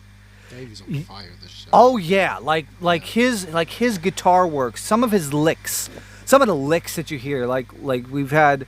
Like some of the improvs, like Hercules, even I'm Still Standing, the fucking, oh god, the guitar work there, holy shit. It is like that intro. Oh man. It's like freaking mwah, man. That's now can it go toe to toe with some of the later shows? It's down a notch, but I don't think that's enough to throw it out of that category. Because the consistency of the entire gig, and then you had the musical moments from both Dee and Davey, and like I said, I think this is like Davey's best musical show, like easily. That will be enough to carry it to the All-Star ranking, and that's where I'm gonna drag that over there now. Obviously, it's probably going to be below Monte Carlo because Monte Carlo is like its own animal, and obviously, I think Elton's voice is better at that one. But in terms of like the tour being in in terms of like the tour, it is like on the All-Star like rank 100%. Compare like putting every single component in the vocals and the band musicianship. It deserves that placing. So Elton Bootlegs was right all along. It took 5 years. Yeah. Yeah. I have a question about this show in particular. So how does this Vienna 84 compare with Queen's Vienna 84? Oh, you fucking Wow. Cupid stunt. Well, Yeah, the one goes in F and this one goes in All Star. So it's a completely different ends of the spectrum.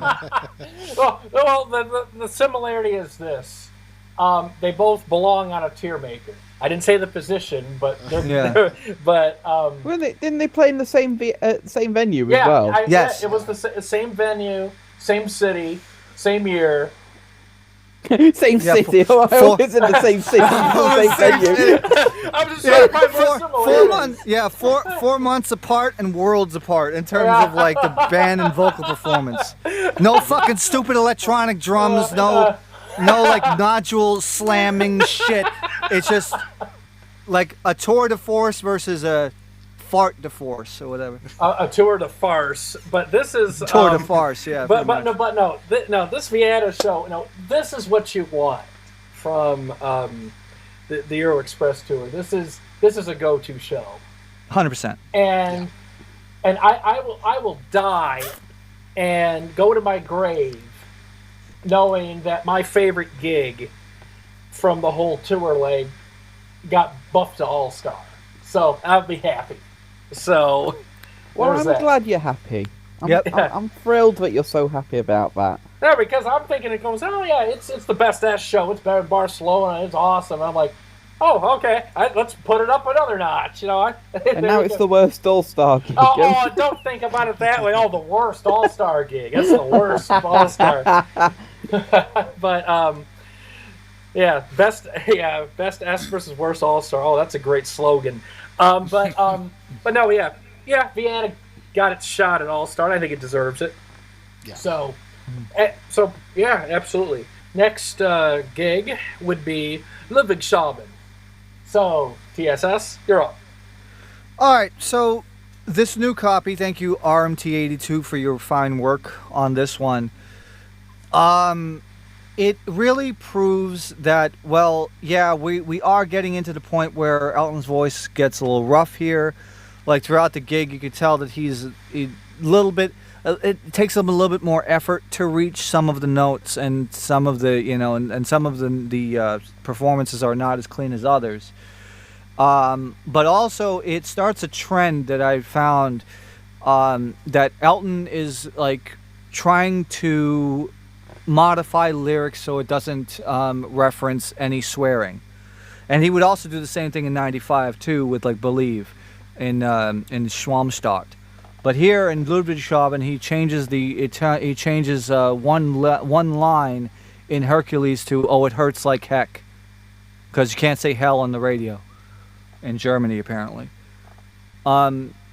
So at least in terms of like level-headedness, like Elton is on level-headedness, but it's like Elton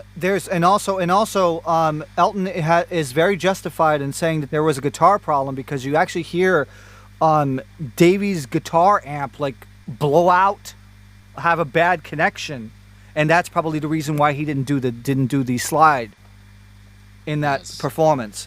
Yes. And it's definitely apparent on the new copy, where you can actually hear that there were definitely guitar problems, like guitar monitoring problems and mixing problems for like the first like half of the gig. And it's because of that where you have some musical uncertainty and certain uncertainty in some transitions, where he's having guitar problems and mixing problems, because obviously whoever mixed this show decided that to put the keyboards and piano and Elton's vocals up high in the mix. And I think that this newer source really highlights that imbalance.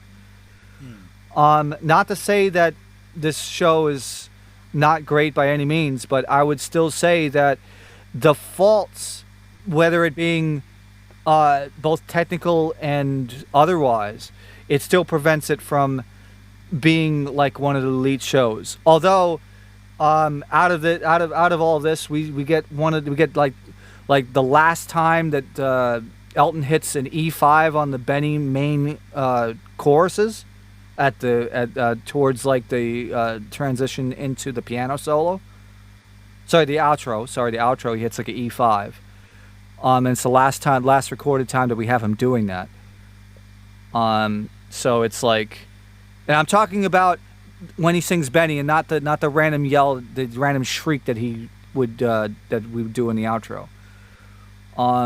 But with that being said, the new source highlights the flaws with this gig, and I think because of the technical problems and because of that, it's throwing everybody's focus off.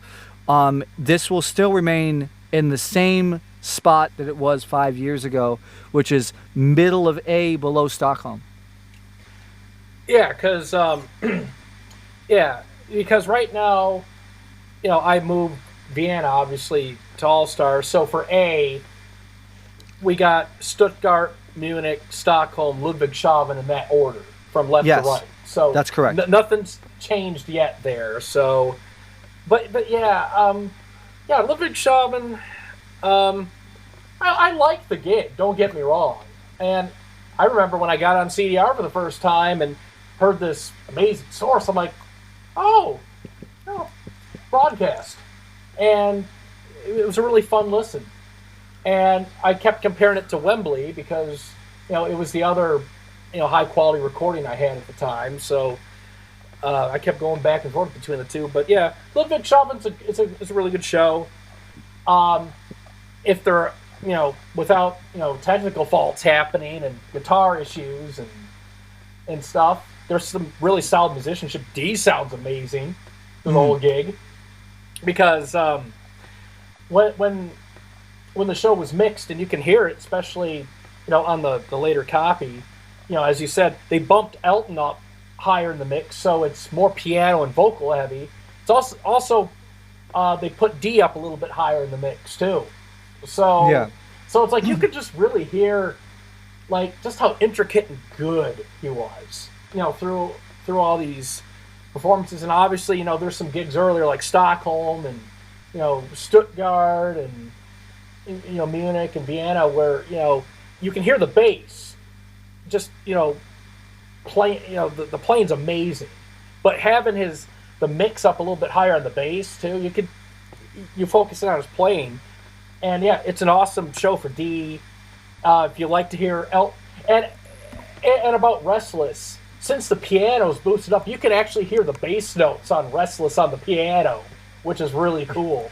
Yeah, and also you get to hear like the suspended seventh chord at the beginning of like Rocket Man. You really get to hear all of the piano, and also the chords that he plays. Like we always say that Elton during this time when he was at his top, and especially later on in the 90s, when you get to hear like all of the voicings on his piano playing, this gig like really highlights it, especially during this time.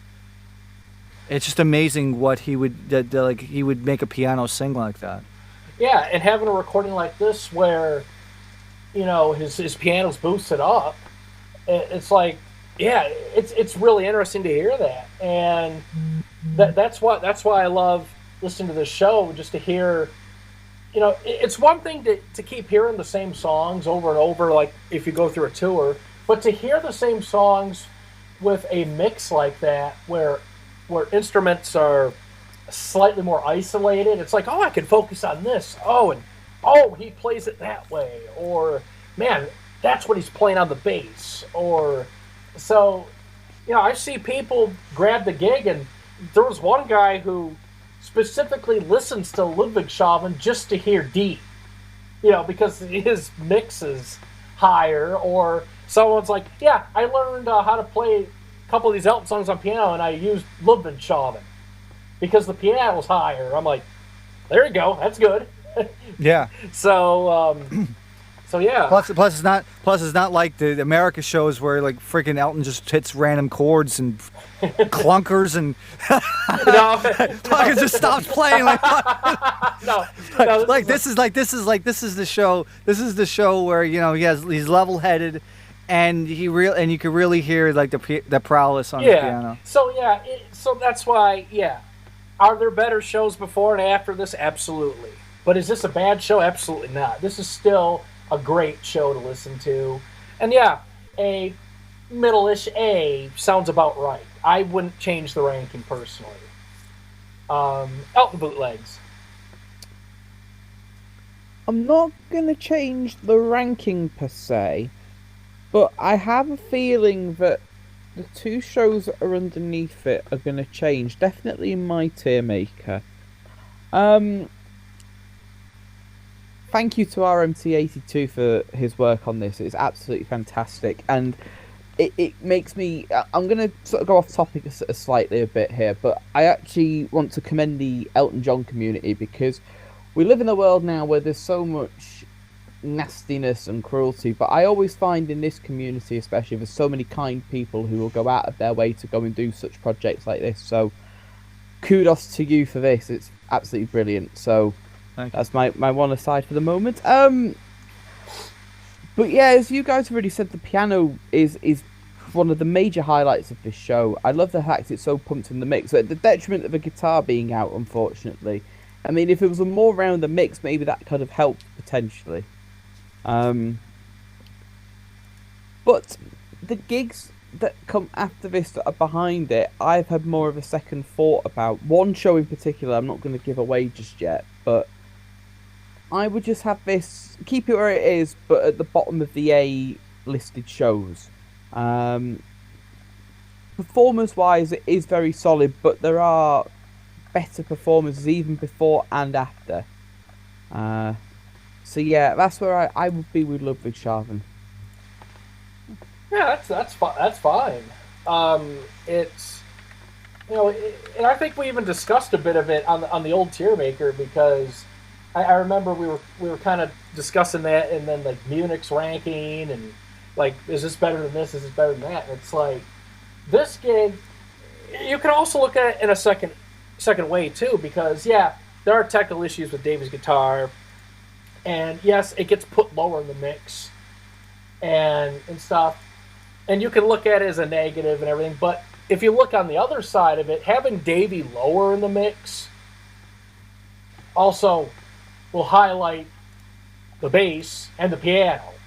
So it's like, okay, we can listen to these musicians a little bit higher in the mix and focus on them. So you can just really, because we know Davy's an amazing guitarist, and we got Vienna and some other gigs to back that claim up, you know, for this tour. And it's like, so even if he's pushed down in the mix or having technical issues or whatever, it's like, well, focus on Elton. I mean, his piano's cranked up, and D's bass is up in the mix, so absolutely. So yeah, but I do see where you're coming from, Elton Bootlegs. So I'll remember that. Ethan, you got anything else to add? I mean, the lows of the show. I mean, is it a perfect show? No. There's weirdness in Kiss the Bride has a lyric for, and he doesn't sing the end of Candle, which is weird. I don't get why he doesn't do that, but I think the highs of this show, particularly as I say, the music really outshines the lows. Yeah, I'm gonna stick it where we stuck it last time, which is that way. Fair enough. So what we'll do is, the next gig would be Barcelona. Thank you, Barcelona. So, Ethan, go ahead. You begin this one. Well, what I can tell you about that is this show is 1,000,000 times better than Thank You, Barcelona. Absolutely. I was testing you. You passed.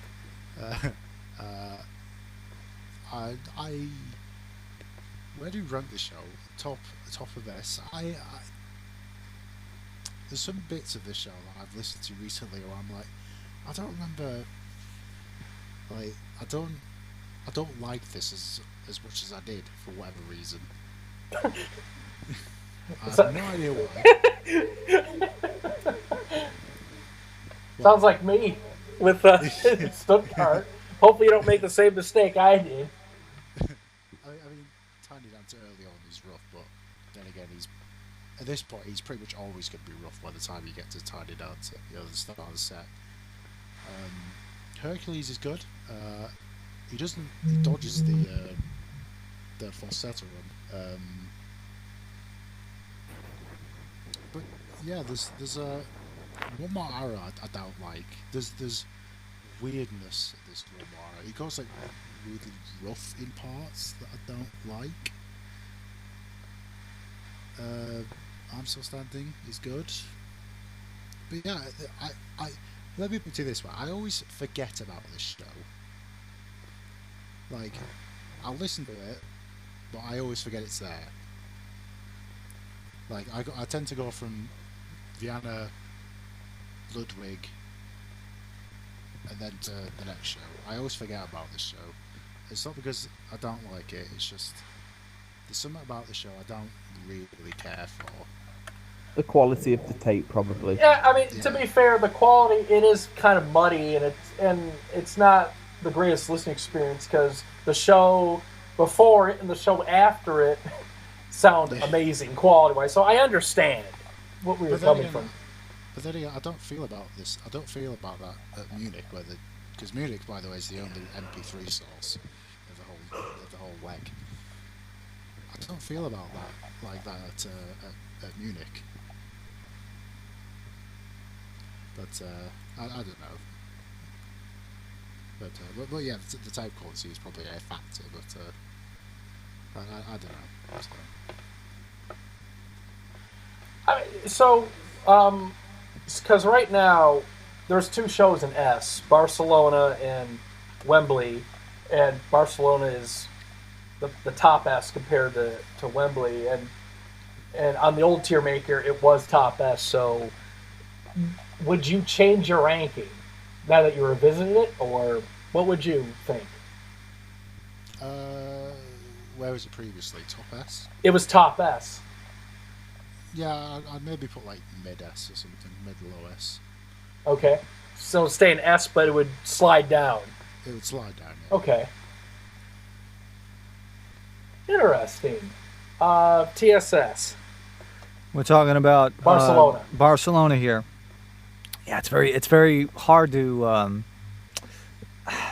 realistically. It's very hard to judge this, since technically, out of all the shows that we could have had a upgrade to, that needed it, because it was still kind of really bad quality. I mean, not bad quality, but it's muddy. It's very muddy sounding, so you get to not hear all the fidelity.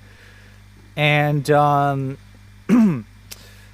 and while, yes, I agree that even after all these years later, it does hold its weight better than Wembley, I'm starting to question the way that I looked at it before, because now looking back at it, and now that we have like the other points, I think though that now that I have moved Vienna out of S to go into All-Star now, I think I'm going to agree with Ethan here and put it into the mid S tier, because I think what's going to come up here is we're going to potentially have something that can take its spot in that rank. Mm-hmm. So while and also because of the quality, it is not one of my favorite shows to listen to, even though I can acknowledge that yes, the performances are great, but it's like comparing, as you mentioned, the shows before it and the shows after it have infinitely better quality than this one, and arguably better performances. This will not change, and this will not make it any better for me to rank it. But as I said, there might be a possibility that it can be pushed down for another gig that we're going to talk about soon. Yeah, and for me, it's like I enjoy Barcelona '84 a lot, because it is an awesome show. Now, I agree with the statement of yes, this show needs a really good source, probably to fully appreciate it, because it's kind of muddy and the fidelity isn't great.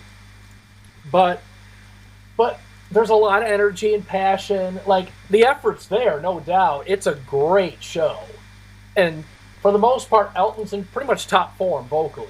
You know, there's some rough moments, yes, but there's a lot of punch to it. The atmosphere does help.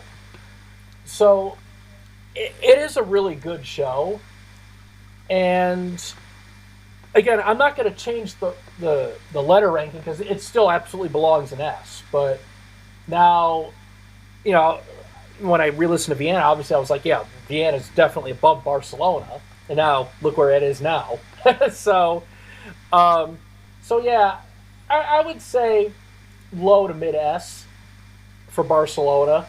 You know, awesome show with some flubs here and there, but no, it's great. Elton Bootlegs.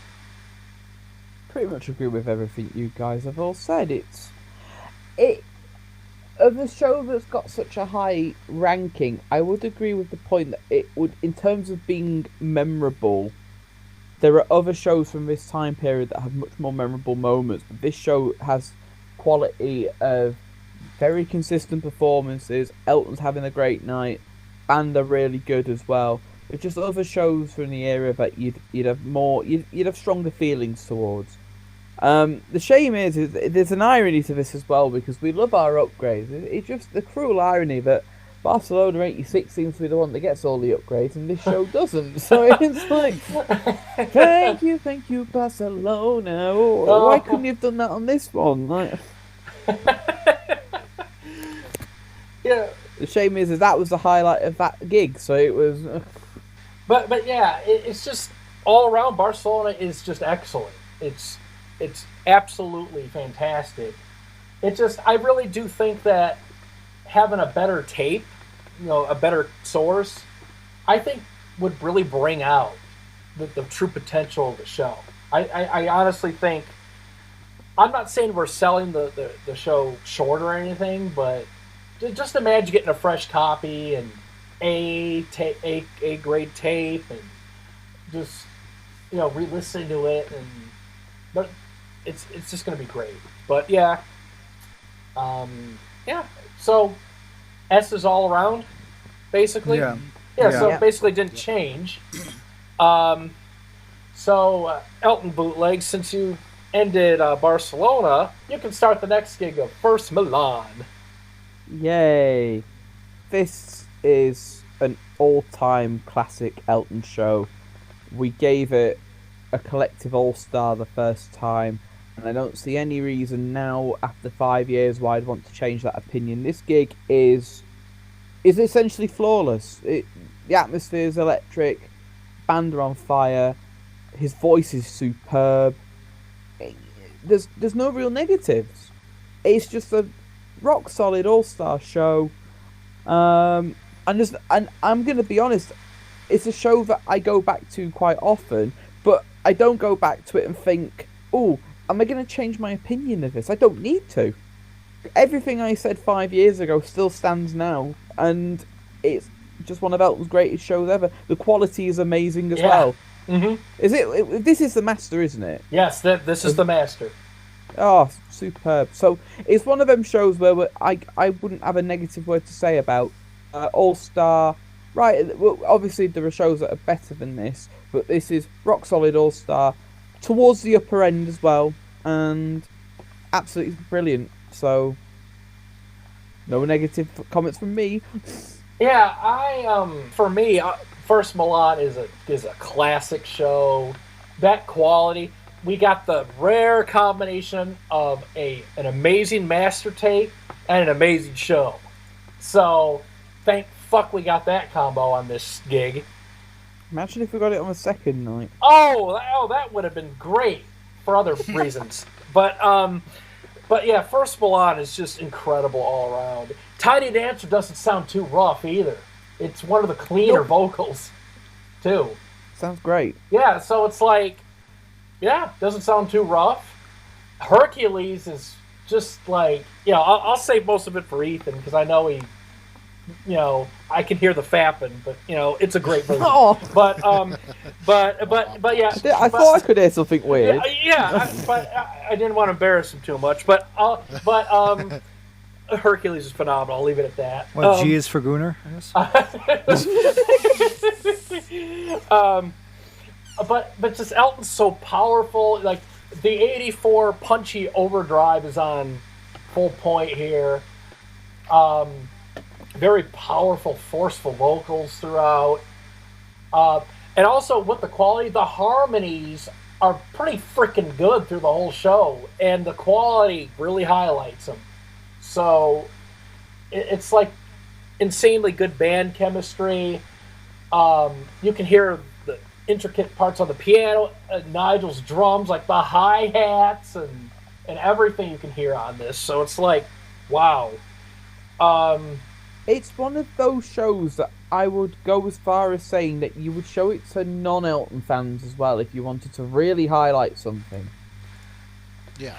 Because the quality's so good that you could get away with saying, oh yeah, well, it's just a very good audience. And plus, they're not going to complain about the quality, are they? I mean, I get it with rougher tapes. Like, there are some shows that I'll even question my own sanity why I'm listening to it. But this tape is just one of those brilliant examples of... This is throughout his whole career. So if you had to pick like a list... I don't know how many you could get a list of, like, because there's so many with Elton. So if you had to pick like 100 shows, I'd throw this straight in, no problem. Yeah, because it's not only a phenomenal show, but the quality is amazing too. So it's easy to show people this show. Yeah. It's not like you're forcing them to listen to an excellent show that has like C quality or anything. Yeah. So because that's niche stuff that us we can appreciate, but to a casual person they'll look at us like we're on drugs or something. But but for something like First Milan, where the quality is just amazing, it's a really easy show to show people just how good Elton is in concert, and a highlight of the '84 European Express tour. And was it you who got this first, or me? I'm trying to remember. Well, I found the master. The master was uploaded on Dime. So I remember that, but I remember we got it years ago. It was one of the early shows we got. Yeah, I think it was. I think I got it off of Tony Marshall on an MP3 CDR stuff. Yeah, because did you get the second night as well, yeah, or did I get the second night? So we both did, because I had the second night mislabeled as the first night, and I'm like, okay, this isn't making sense. And then Tony had 611 and 612 Milan on his list. I'm like, well, one of these is mislabeled, so I'm gonna get them both. So I end up getting them both, and it turns out 611's a show I never heard of, and it was in great quality. I'm like, oh wow, this isn't mislabeled. This is great. So the Goofy Milan show ended up being the second night, and then a few years later, the master of the first night and the first gen of the second night came out on Dime. So, I remember that, yeah.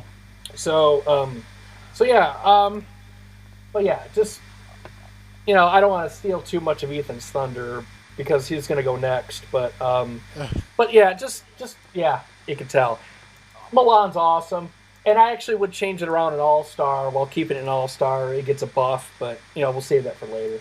Ethan, go ahead. Yeah, I this is an All-Star show. This is easily an All-Star show. It's up in the top echelon of the All-Star as well. As you said, Hercules, probably the best version, I would imagine. No one more error though, which is weird. Yeah, that's weird. Yeah, maybe when he did more than one night at a place, maybe he switched the set around a little bit. Or did some, maybe he cut a song out if he was, or maybe he was like low on time or something. Maybe he got to the stage a bit late or something. But yeah, with the quality you can hear everything. So this is one of the easiest shows to listen to if you're a new fan of Elton or whatever. Yeah, All-Star, easy. Yeah, it's so freaking good. Just it's an awesome listen and highly recommended listening. I don't care if you're a casual fan or a hardcore Elton fan. This is essential listening. Absolutely. So TSS is first Milan essential listening. Oh, for sure. The quality speaks volumes of the caliber of the performances. First of all, Italian crowds, they really make the atmosphere of the shows that he's done, and no matter what year it is, 84, 89, even to modern day. Like any show that you would go to have Italian crowds, they're always some of the best, like very energetic crowds that you will ever see and ever hear. But that doesn't deter anything from the performances. I think the performances here, it's like this is what happens when everything comes together. You have great musicianship, you have great vocals, but also it's like you have him focused. I think that's the most important thing, because oh boy, what difference 24 hours will make. But I will say that for this show right here, it justifies getting the All-Star gig. I always like to revisit First Milan, just because of just the prowess of of pretty much everything, like working as you would expect. I mean, this is like now we're getting into like the peak period, with the exception of the next show. But I will say that this is definitely like I will not hesitate to show this show to a casual fan or even people that aren't familiar with Elton's music, just because all of the pieces of the puzzle like go together. Excellent quality, A+ quality, and the band musicianship and the vocals, because that's pretty much the perfect trifecta of what you should show to a casual fan to get a real sense of how Elton was in his prime. So it will remain where it is in the All-Star category. Yeah, and it's incredible. So speaking of incredible, TSS, you want to start the discussion on the next night, Milan? Oh God, incredible! Incredibly bad. So here's the thing: the second that he opens up his mouth on Tiny Dancer, you know that something's going on. He sounds swollen and not clear. So definitely, shit went up the nose. Definitely. You could definitely hear that something changed. Probably binged before the show. Or celebrate the first show because it was so successful. Yeah, perhaps. But the thing is, though, imagination. the weird part about this gig, and I have said this like last time as well, is that everything to Benny is okay. Then when Benny hits, then it goes into the toilet. With the soda spaced out. They're weird and wonderful. Oh, they're really cute. Let your boots, and my soon ready to ready on my team screen. Oh yeah. And then that descending like piano run after, I'm like, it sounds like he's coming down from the sky or something. But to shoot something at me or something from the sky. Yeah, and then the voice just tanks after that. Like, blew his voice out, legitimately, and that affected him throughout the rest of the show, and it's because of that reason, the goofiness. And him blowing out his voice, and I almost blew my voice out right there. Paying tribute. Paying tribute, exactly. And it's like, while the musicianship remains constant, I mean, the rest of the band is fine. It's just that Elton just goes off into La La Land, and then that pretty much everything, from the back half of the show is like really random and rough because he blew out his voice. So. Even today, I still keep my sentiments and still say that this is a B show. Even though, yes, at the beginning, even though it's not as bad, like the first half is not as bad as other shows, because at least he's trying, and the tone isn't there. At least it's like it's not even a rough tone. It's like a nasally tone a little bit because of the shit up his nose. The problem is, once he blows out his voice and goes off into his own world, his vocal quality and his piano playing suffers.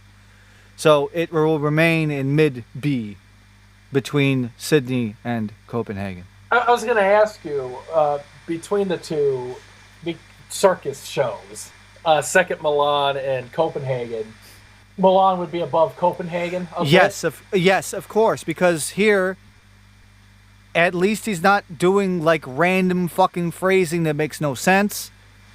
Like at least from a melodic standpoint. Now, yes, he's having fun and other things, but at least he's actually like on key, and at least he's having fun. And also, the band is better. True. The band is better. Like any shortcomings that Elton would have, even when he blew out his voice, the backing band at least is there. At Copenhagen, they were all on fucking drugs except for Fred. But that's besides the point.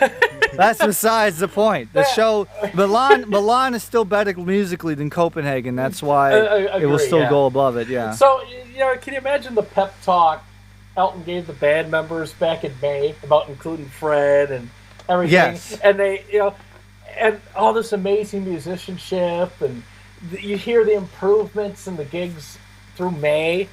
And then imagine the pep talk before Second Milan. We're gonna go out there and see what happens. Yeah. But you bring up an interesting point about Elton's voice, because, he doesn't sound rough in the sense of when you don't warm up a voice, it has that rougher tone and phlegmy. So it's not rough in that sense, but it does sound slightly affected by whatever. I honestly think, obviously I think he took drugs before went on stage, but I also think he's drunk too at this show, because there's a lot of, especially after Benny, there's a lot of instances where it sounds like he's slurring phrases. Yep. And then not knowing words on Kiss the Bride, almost flubs the words on Philadelphia Freedom. Kiss the Bride also has weird intonation, and this party atmosphere is, Elton apparently gets a rush and he thinks he can fly because he walks off the stage after Saturday Night's All Right for Fight, and you can hear thud right on the tape.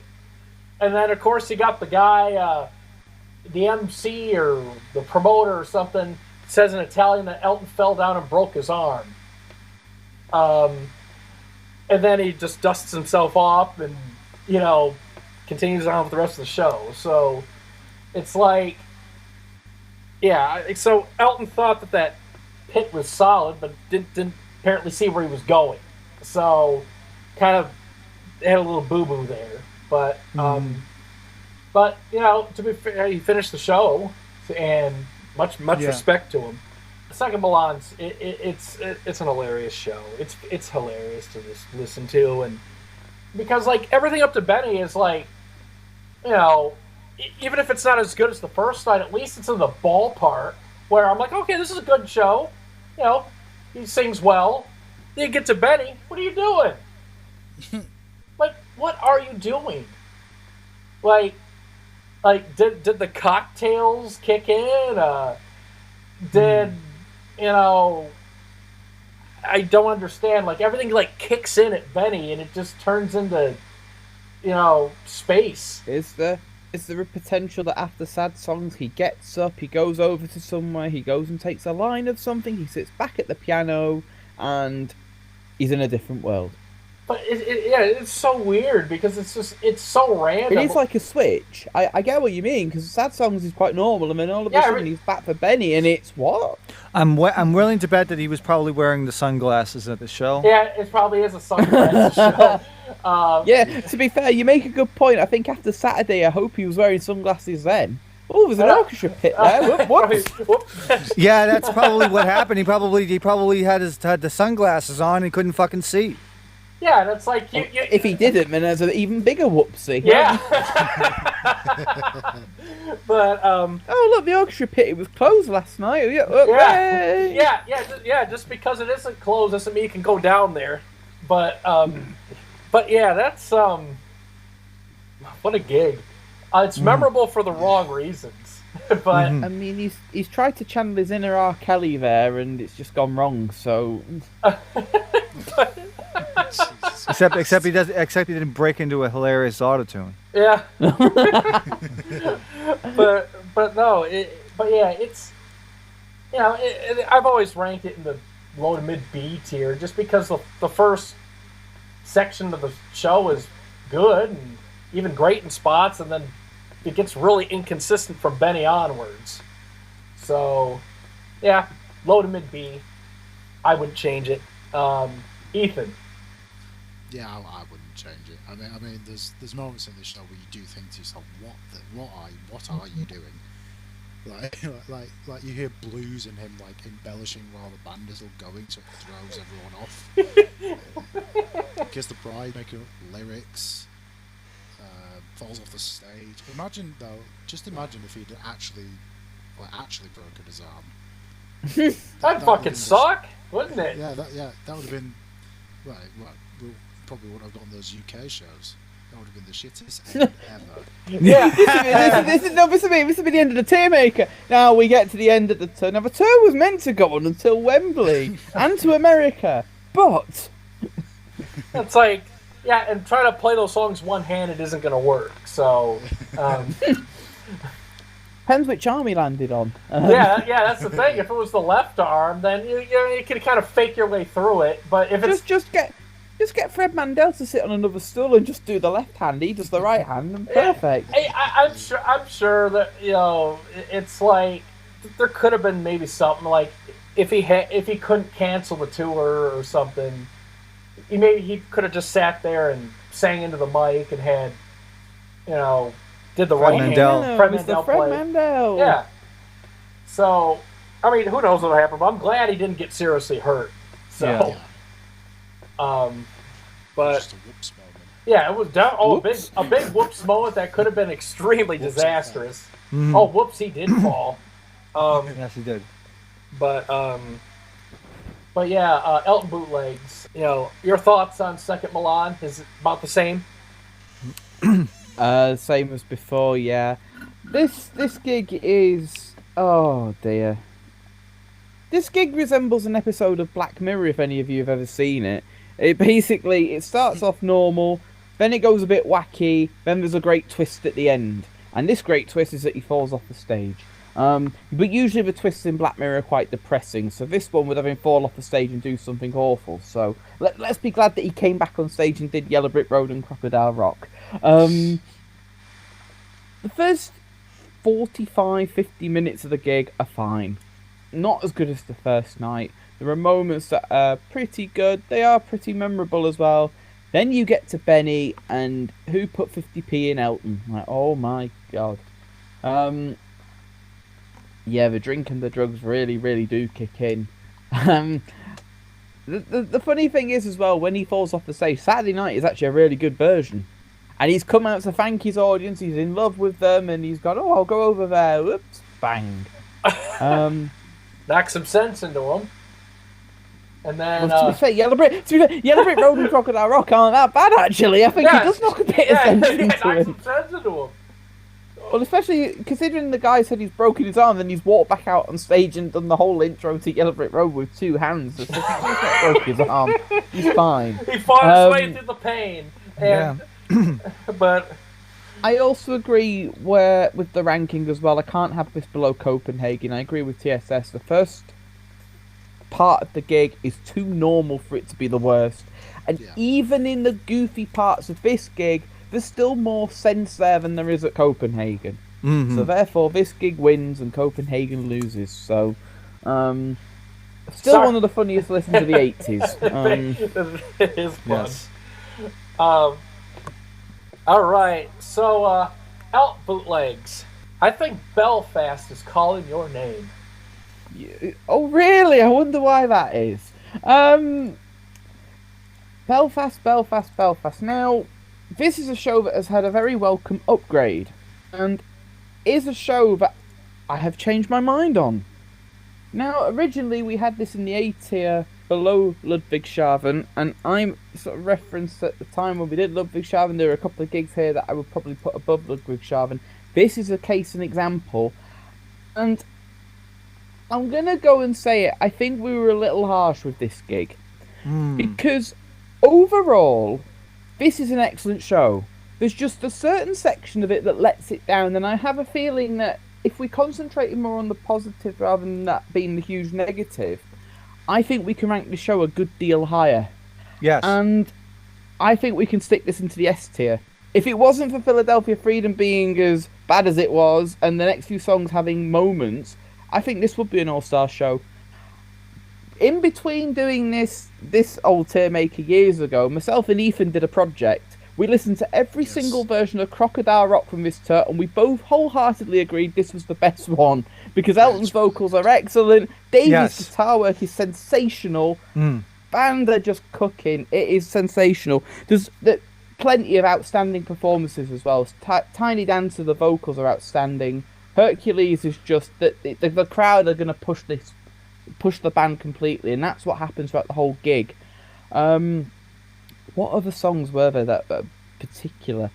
The one thing that I do love especially about this gig is the fact that Elton comes back out and says, if people don't play Belfast, they're stupid, and then does extra songs. So you get Song for Guy and the Rock and Roll medley, which I don't think were planned originally, but he's having such a good time. Them little extras, I think, are also reasons to push the show up as well. I'm actually going to put this at the highest end of S, and I'm going to say if it wasn't for Philadelphia Freedom and the next couple of songs having their moments, we'd be talking about this as an all-star show. I'm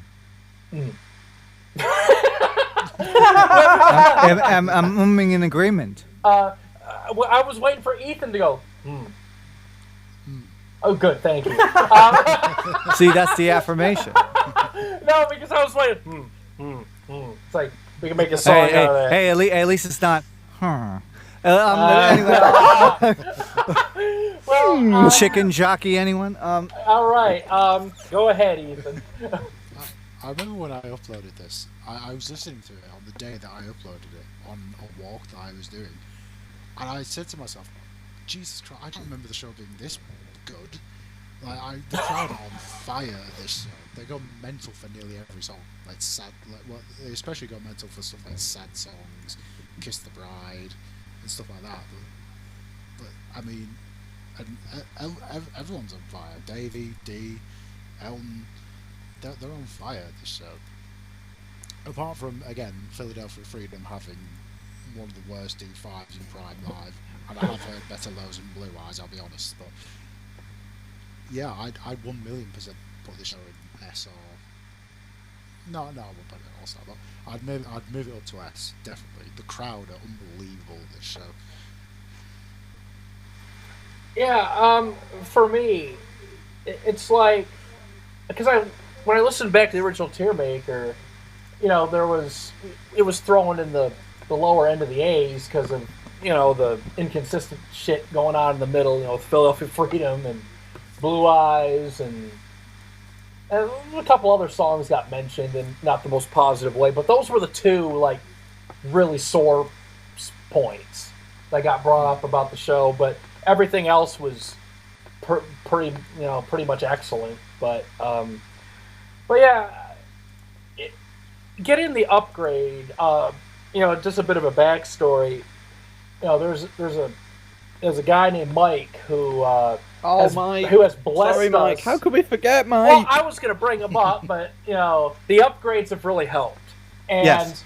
Brought out more of the show. You can hear more subtleties in the audio, and Belfast got quite a good upgrade, and I really appreciated listening to the show with the fresh quality and the better fidelity. I'm like, man, this sounds really freaking good, and this is much better than any previous copy.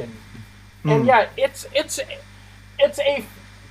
an excellent show with a few flaws. That's how I would kind of give a very general statement to it, because yeah, there are, I want to say, like, technical issues or something that happened in the middle of the show where I don't think Elton could hear the monitor properly, or I don't know what was going on, but there's the two songs that get brought up the most would be Philadelphia Freedom and Blue Eyes. Now, Yeah. Philadelphia Freedom, it's got some wonky intonation from time to time, but the big kicker is the outro, where you have the "yes I do" phrase that goes up to the D5. The first one is like tuned completely off from what it's supposed to be, but also it didn't fit in with the music at all. But then it gets fixed later on. I'm like, okay, that's really off. And Blue Eyes has weird intonation problems on the lows, and so those are the two like sore spots on the show. Where everything else, now I know arguably Sorry Seems has had better versions, and you can maybe argue Blues. Well, it starts to slowly improve from Blues onwards, and then by the time you get to One More Arrow, everything's fantastic again. But the two sticking points are Philadelphia Freedom and Blue Eyes, where there's just weird intonation problems and missing notes that I'm like, there had to be monitor problems or something, because there's no way he's that off on purpose or something, because everything else before that was awesome. So, yeah, apart from, some, goofy stuff going on in the middle, awesome show, awesome atmosphere. Voice is in excellent shape too. So starts off the show clean. Restless is fantastic. One More Arrow is among the best ones for the tour. The rock and roll medley is amazing. It's just all around, it's a great show. And originally going through this and looking at the rankings, what we had, I'm like, no, this is better than lowish A, because I'm like, yeah, I get the mistakes and stuff on like Philadelphia Freedom and Blue Eyes, but I'm like, the rest of the show is freaking great, and I understand trying to dock it a point or two, but I'm like, it's really freaking good. Like, look at the highs, look at the general image. Also, as well, Song for Guy is very unique because it's one of the rare versions where it's just Elton on his piano. There's no arrangement in the background, so you can tell it wasn't going to be part of the show. And he's just gone out and played a shortened version of it as well. So originally going into this, I'm like, I was going to put this at top A, like the king of the A shows, but then going back, I'm like, okay, it's looking at the general average, I might push it to at least low S, at least get it into the S rank, and fight it among Wembley and Barcelona. But, yeah, I was thinking of pushing it to S. Like, don't know where to put it in S, but I think it deserves it, because overall, it's just, what a show. Top end. I just think the top end is perfect. I mean, as we've said, barring those moments, if those two songs were good, well, they're still good performances, but there are certain moments. Yes, I do. Oops. No, but yeah, I would put it in S. I'd buff it to S, personally. So TSS, what do you think? Yeah, I think with this, I think we did indeed look at it too harshly. And basically, the problem wasn't the D5; it was the B flat on "I Do" on "Yes I Do."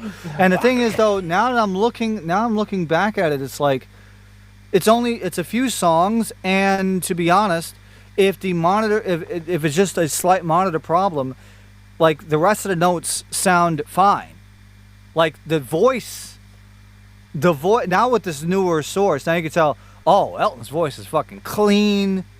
It's fantastic. It's among the prime voice. And it's like I don't and when we got the new source, I was scratching my head. It's like, why the fuck did we rank it so low? And I think it's because we didn't really get the truest like fidelity to listen to Elton's vocal quality on this one. Because the band is the best they've been. You know, we know that as per standard on this section of this run of the UK in Ireland. And it's like, why did we do that? I think we were just being way too harsh on it. Because there's other shows in the next week which have worse performances overall, and we were ranking it better than this. And I'm like, what? Like that doesn't make any sense at all. So because of the new stuff that we have, and now that we have a better perspective, plus the extra songs as we mentioned, this is a better show than Barcelona overall. Even though Barcelona technically has less of a problem than Belfast does, but Belfast has much more confident and cleaner deliveries. One More Arrow is so freaking good. It is good. It is like like in the top 3. Like that's without question. It's good. It's excellent. It's an excellent show. If it didn't have those intonation problems and those monitor problems, it could potentially go toe to toe with Vienna.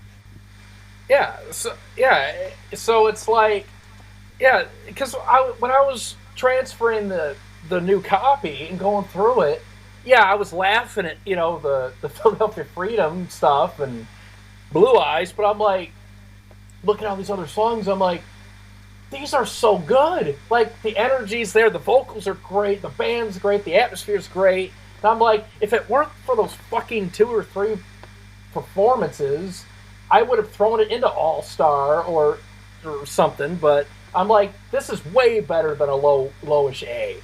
Yeah. So 100% that this is top S, 100%.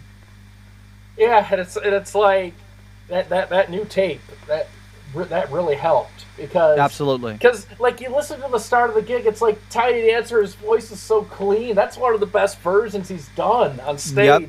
Mm-hmm. And Hercules is awesome, and Rocket Man's like, it's just what a show. And Restless, I love it. Oh yeah, for sure. What a show. And yeah, I mean, slightly off topic, but we have Belfast '86, and we got that the opening night's very, very strong, and look at the last night. The best one. It's yeah. Like, well, now it's so we kind of get some early like parallels here. Yeah, and so Belfast '84 joins them. Great stuff.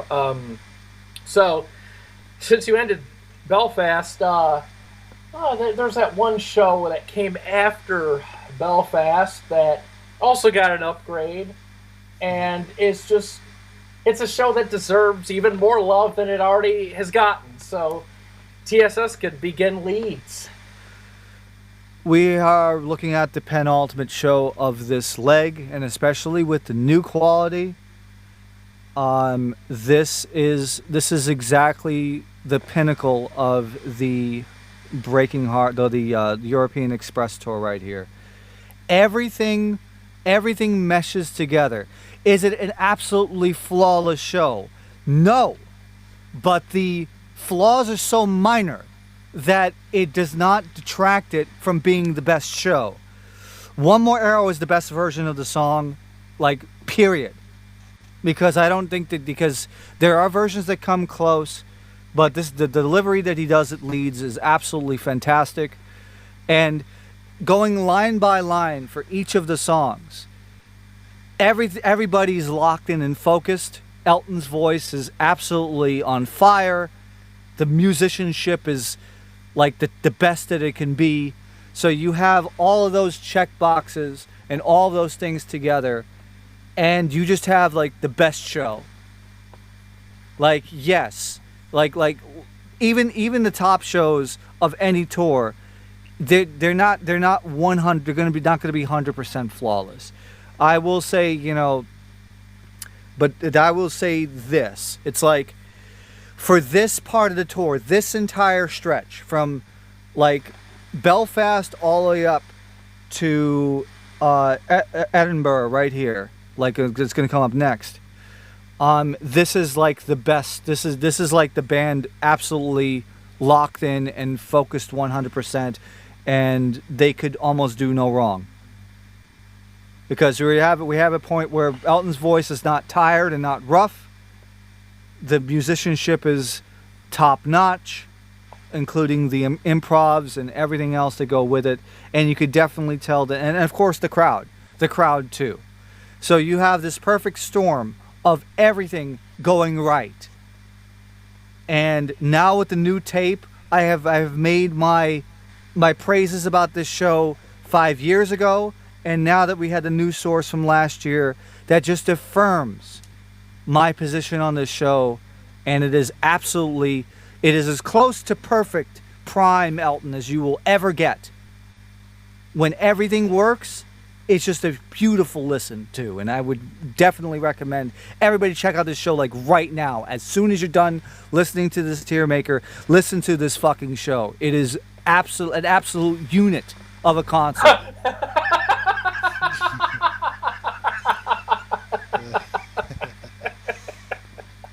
Yeah. Live public address messages from a TSS killer. Yeah, Go listen to Leeds 84 right now. Absolutely. I just said it's like a chalk cat. Absolute unit. This is oh Lord, listen.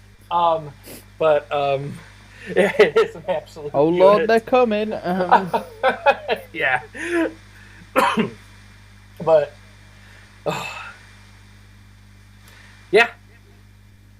Nothing else to say. It's a top show. I was waiting for you to keep going. I was like, that's it. That's all I wanted to say. There's really nothing else that needs to be said. Just listen to this show. You'll be absolutely floored and amazed. Yeah. And now, like I said, with the high quality, there's no reason why you shouldn't listen to it now. More than ever, you should. Yeah, absolute unit. And yeah, so just think about it, TSS. That upgrade to Leeds. You're talking about one more arrow, but what about that Too Low for Zero crazy vocal and yeah. Good stuff. It is really good stuff. It is like like I said, the pinnacle of the band chemistry, 100%. Yeah, it's just an amazing listen. Yeah, and then for me, it's like it ain't moving.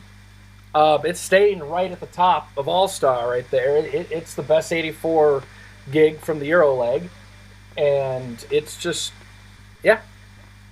like almost faultless, amazing vocals, amazing musicianship, great band chemistry, and the atmosphere's great. And we talk about the upgrade and how it's great to get the upgrade and everything, and it's a net positive. But when I was looking through things earlier on, kind of going through some notes on the tour leg and reading some like fan stories and everything. Did you know this gig, the recording almost didn't exist originally? We almost missed out on such an amazing show. Whoa. Fan story, and it got sent to me in my email, so it was something. So basically, this is the so Elton did 2 gigs in Leeds, 18th and 19th. We have a recording of the second night. So as far as I know, the first night does not have a circulating tape, and if it does, I hope that gets released, because imagine comparing the 2 nights back to back. Oh man, that's going to be that's going to be a huge thing. But yeah, it would be like, well, this is also All Stars, so all that praise you're saying about the second night, well, first night whips it. So there you go. That'd be so painful to go back to the second night after that. But originally, the second night's recording almost didn't exist because of something that happened after the gig. So when I was emailed this. So the crowd atmosphere is amazing at this show, and you can hear it on the recording. And in the email, it actually came from the taper of Leeds. And that's when he told me originally that this show almost didn't exist. So, first of all, very grateful that it does exist. So I asked, like, hey, what's the backstory about it? And then he told me the backstory, and he said that after the gig was done and the house music came on and everything, everyone started filing out of the venue, and it was really rowdy. And his gear accidentally fell out of his bag. Oh shit. And it gets worse too. Oh hell. It got damaged from accidentally being stepped on. Oh. So yeah, and the bad part was he didn't take the tape out of his gear. So the tape was inside the thing when it got trampled on. So not only was the gear damaged, but the tape suffered damage too. So what happened was, obviously distraught. If my gear gets destroyed like that after I tape the show, of course I'd be upset. But he said that, he gathered his thoughts. He got out of the venue and went to a, quiet place to like survey the damage and everything. And then he said that he was like pondering what to do. And then there was someone else outside the area who also came from the show, and he saw that he was upset. And he said, "What happened?" And he said, "Hey, my tape got ruined." And he showed him the tape and explained what happened. And they kind of exchanged some pleasant, banter back and forth about Elton and upcoming shows. And when this character saw the damage to the gear, he said, "Well, looking at this, I'll introduce myself. My name is Jim, and I can fix it." So, so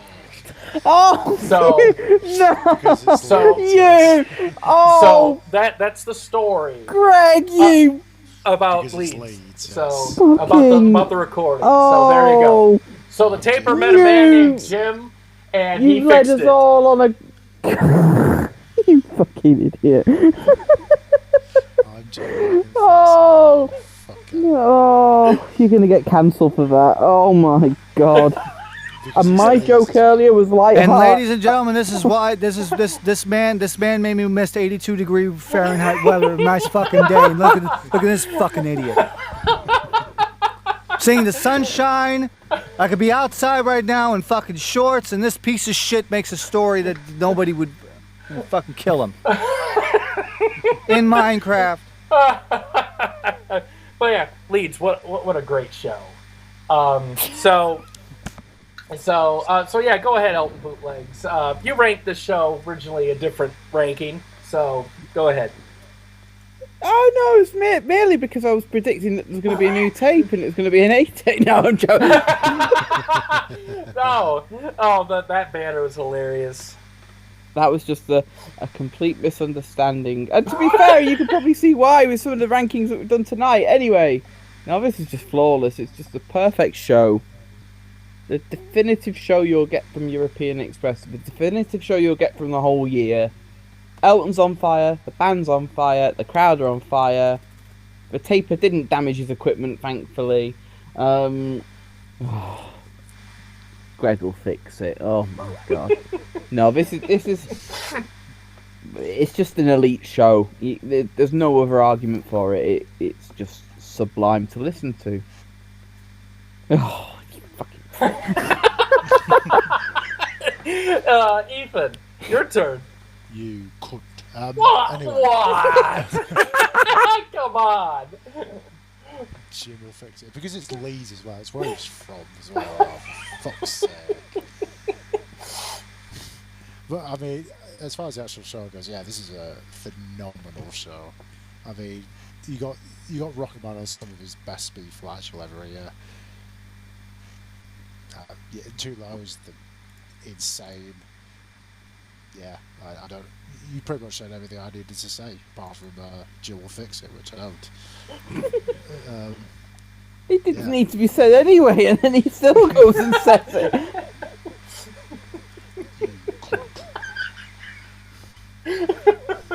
Well, Now then.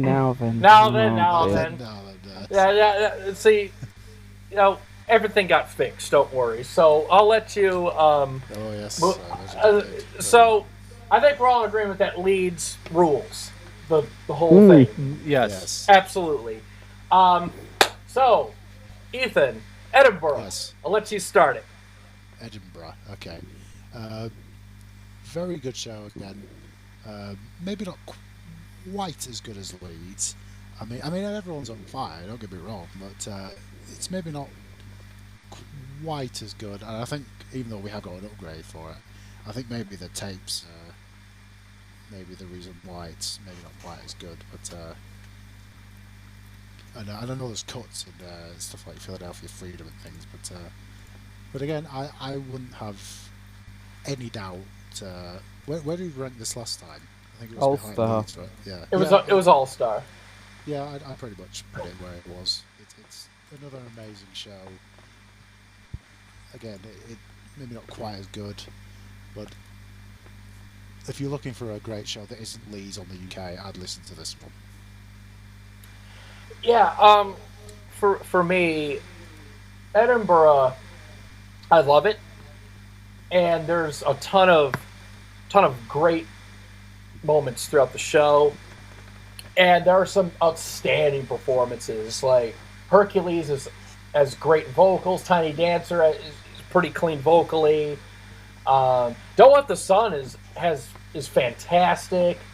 Just all around, it's excellent. I went back and I listened to it on the upgrade, and it's like when we originally did the tier maker, we had the three top tier shows in there for the tour. Like we had Leeds and we had Milan and Edinburgh, and there was always talk about flip-flopping Edinburgh and Milan around, because when we were kind of ranking them, some of us had Milan above it, some of us had Edinburgh in second, so we were kind of flip-flopping around, but they were kind of neck and neck.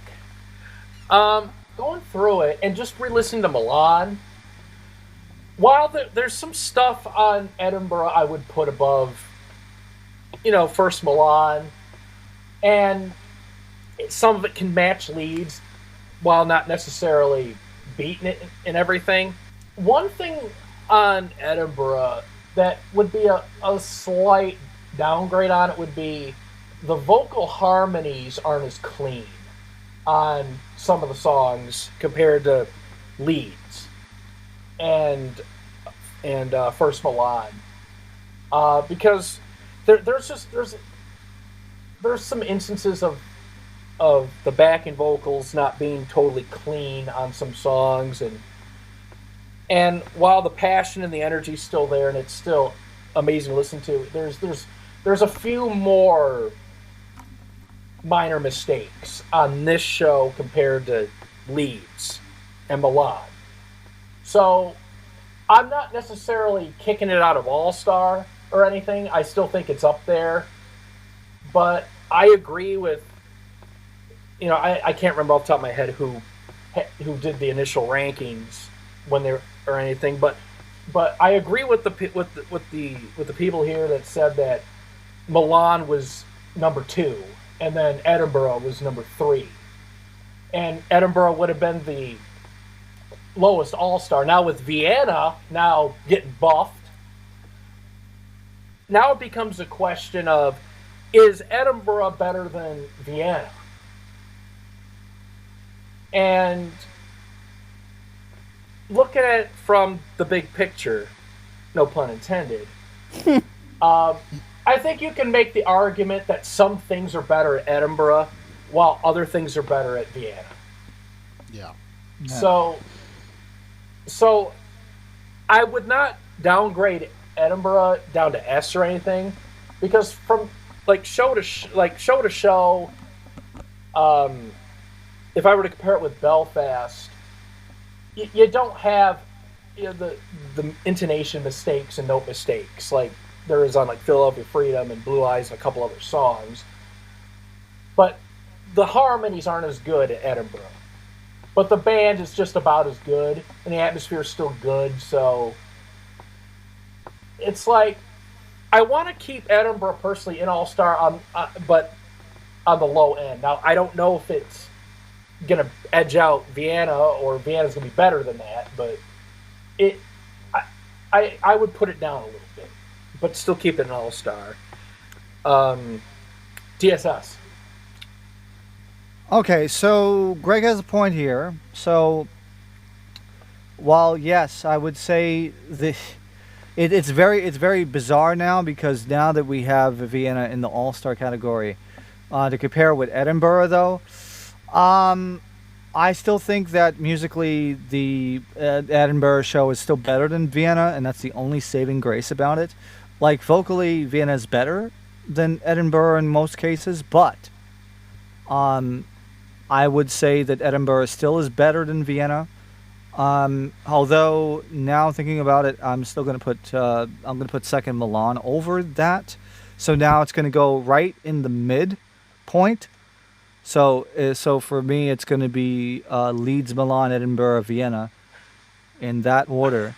Partially second Milan. First.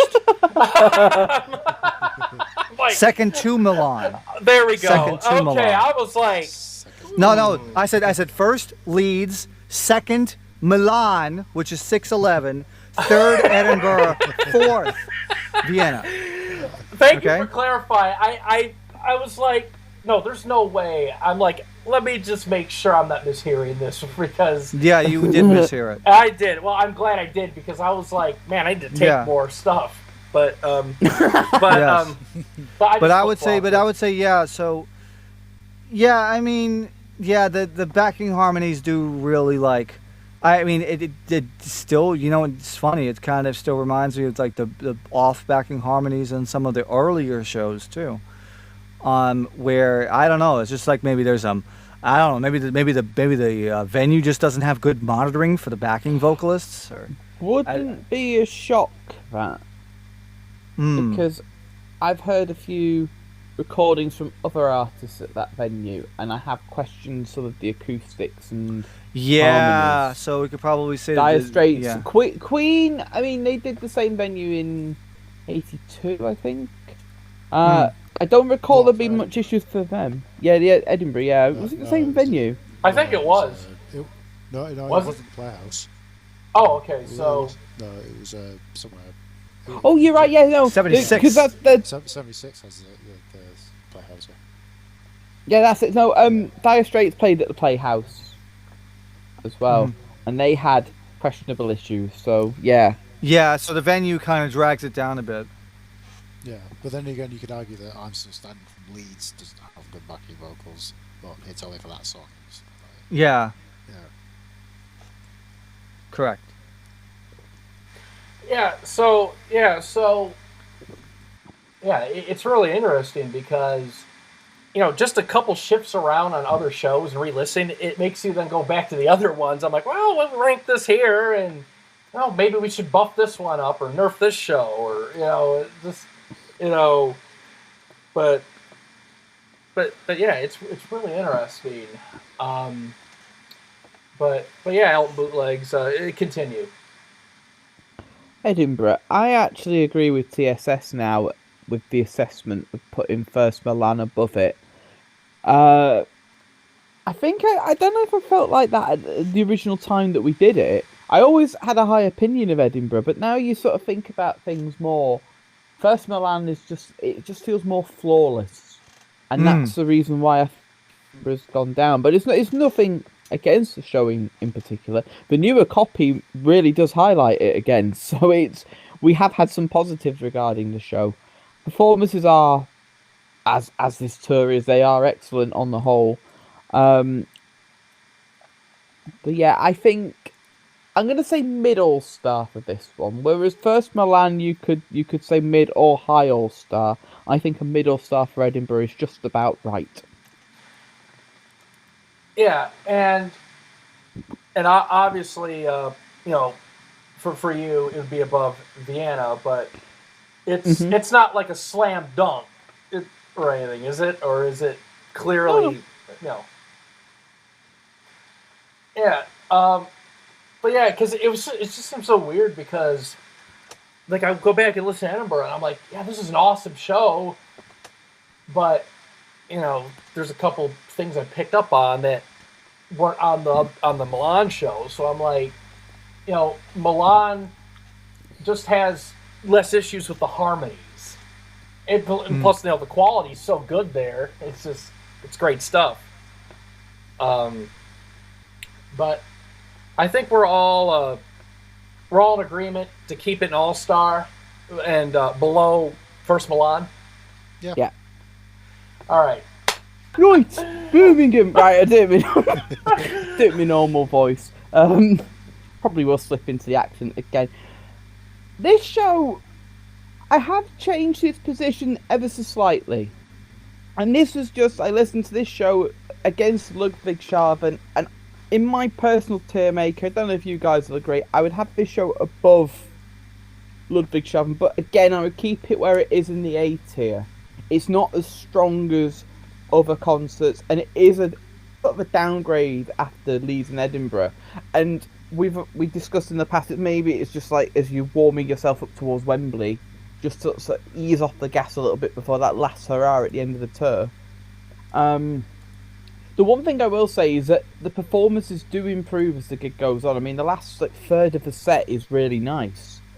But I'm happy where we ranked it initially.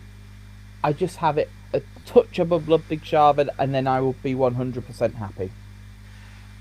Yeah, Birmingham. Yeah. Right, Ethan, you go. What accent was that? I don't know. Better known as Trixie. Yeah. He's been gurgling Kermit the Frog. That's why. We rank this towards the lower end of A, I think. That's correct. Yeah, that's Go ahead, Ethan. Okay, so out of all the June shows that isn't second Milan, this is the one I listen to the least. I just don't care for this show. How bloody dare you! How bloody dare you! My favourite. I mean, it's a good show, but like compared to Leeds and Edinburgh and the next show, I just don't care. I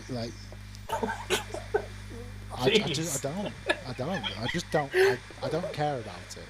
You don't care? Oh. I barely listen to this show. This is again, outside of second Milan, this is the one June show I don't care about. I care for second Milan for a comedy purpose. Because again, he's probably just easing off the gas a bit because he's got Wembley. He's doing 3 nights. He wants to save himself. I get it, but he just sounds lifeless. Yeah.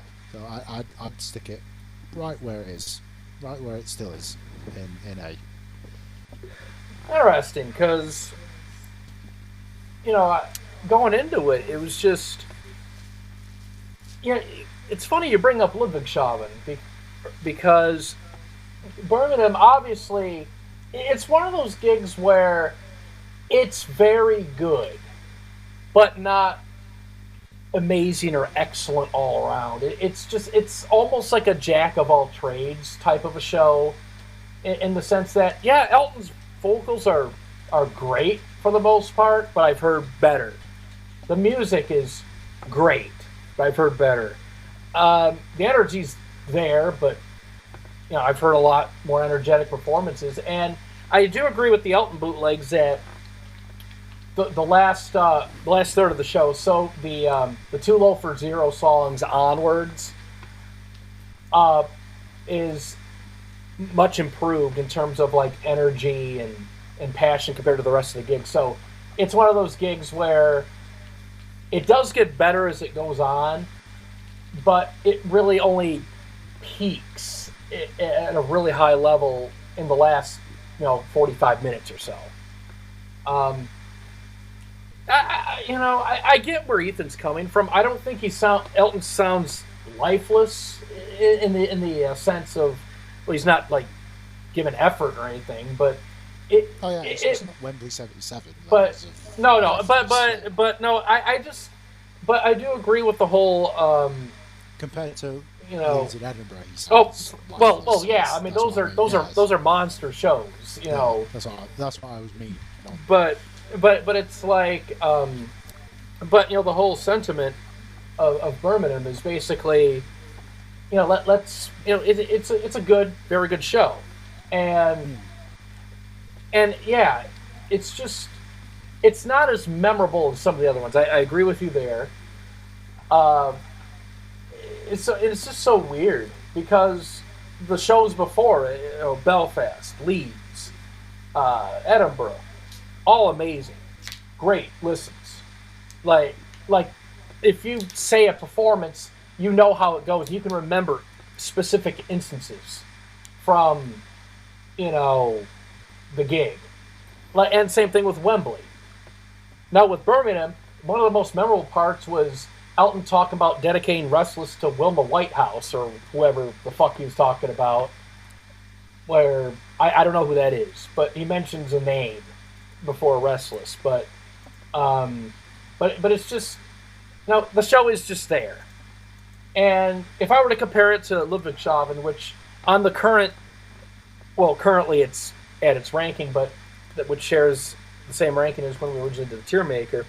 If I were to compare it to Ludwigshafen, yeah, Elton sounds less rough, and there's less technical issues with the music and everything. So it's better in that sense. I agree. But at Ludwigshafen, even if there's more issues, it's just something about the vibe is more memorable, and it sounds like even if Elton's vocals are rougher there, it's just there's more life to the music. There's more life on stage. Like it doesn't sound like Ludwigshafen. It doesn't sound like everybody's easing off the gas to save their chops, as it is at Birmingham. What Birmingham reminds me of is when we go to Belfast '86, and we compare it to first Belfast, and then compare it to the last Belfast, where on the first night they're holding back a bit and not going all out, the band and Elton. Then you go on the last night, and it's incredible to listen to. So I have a feeling that since Elton did 3 nights at Birmingham, I think the last night might be a lot better than what we have here on this first night. It sounds like they are holding back a lot. Probably better than Queen's third night. Yeah, I hope. So when it comes to ranking it, it's tough for me because I understand what Elton Bootlegs is saying. And in that aspect, I would put Birmingham above Ludwigshafen. It's one of those things where I can take it or leave it if it's the bottom A show or the second to bottom A show. But I understand where that view comes from. So, yeah, I'll leave it. I'll leave it where it is now. But if it gets bumped up, I would agree with it. It isn't something I would challenge, actually. TSS. You folks are missing the one thing that's pushing this gig down, and that is actually Elton has some really rough vocals in this concert. The short A vowel on a lot of the songs is like very rough and borderline birded. It actually is very rough sounding, to the point where that's one of the reasons why it's ranking so low. I went through a lot of the songs, and I'm noticing the same pattern where it's like anytime he's trying to sustain like a short A vowel, the tone is gone and it sounds birded, rough. And I think it's because because of the schedule, it's taking a toll on his voice at this point. So, and also again, the music is fantastic, but Ludwig still has better vocals in a lot of the cases, and even though it has the technical faults, the problem with Birmingham is like we've already, as Ethan said, a lot of stuff doesn't stand out. But it's like, the vocals are for the most part rough. And I can understand why we ranked it as low as we did. And it will remain in the lowest of A's that we have done because of that set. Because like I said, I went through a lot of the songs and it's like the same fucking pattern where you hear borderline birding on the short A vowels. And that's one of the reasons why I didn't like it very much. And that is the main reason why I don't really listen to it. The quality doesn't help matters, but the band chemistry is not enough to save the rough vocals, where it's even rougher than Ludwig in places. What about passionate local fans that love the gig? Surely they've got a say in all this. That'll be the same people that have gone to MSG these days to just drink and get drunk and not listen to the fucking band. The same they shit. They need to meet MSG lady. She'll set them straight. Jesus. Pretty much, yeah. I love Elton John. Hey, sit the fuck down. Sit the fuck down. Well, can she say Birmingham? But Birmingham, probably. Probably. That's how you say it. I would say like Birmingham is nothing special, and the rough vocals, especially towards the tail end.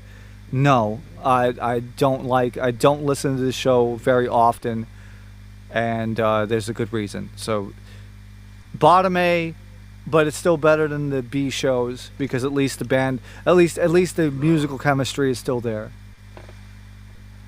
Now, hypothetically, do you think the second and third nights would be better than this? Bloody hope so. I went to them. It could be because we've had instances where Elton will be rough on maybe the like one of the nights, and then the other one would be much better. Who knows? Well, from my personal experience, the last night was the best night of the whole tour. It was the best show ever.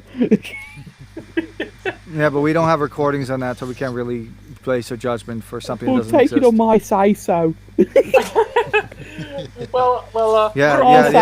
the best. No. Yeah, say that as a person that probably is fucking tone deaf. But I will say that it's a shame because that run of shows were really good. We're at some of top shows, and then all of a sudden you have this little stain on the whole leg here. Man, that actually went down better than I expected. But. Yeah, well, I mean, it's like, if you look at it this way, yeah, it's ranked, bottom A, for the tier. But I think, and not that I disagree with any of the things that were said, but it just looks worse when you're directly comparing it with the shit that happened before it. Top tier caliber. Yeah. It's like I think any show that's, if you were to compare it to like Leeds and First Milan, that's an A tier. Will be like, oh, okay, but it's more pronounced at Birmingham. Like my main thing was it's just there. There's nothing really standing out in a way that would make me go and listen to this on, frequently. Like I'd listen to it for a tier maker, I'd listen to it for an upload and everything, but like in terms of go-to 84 shows for Euro Express, it wouldn't be my first choice.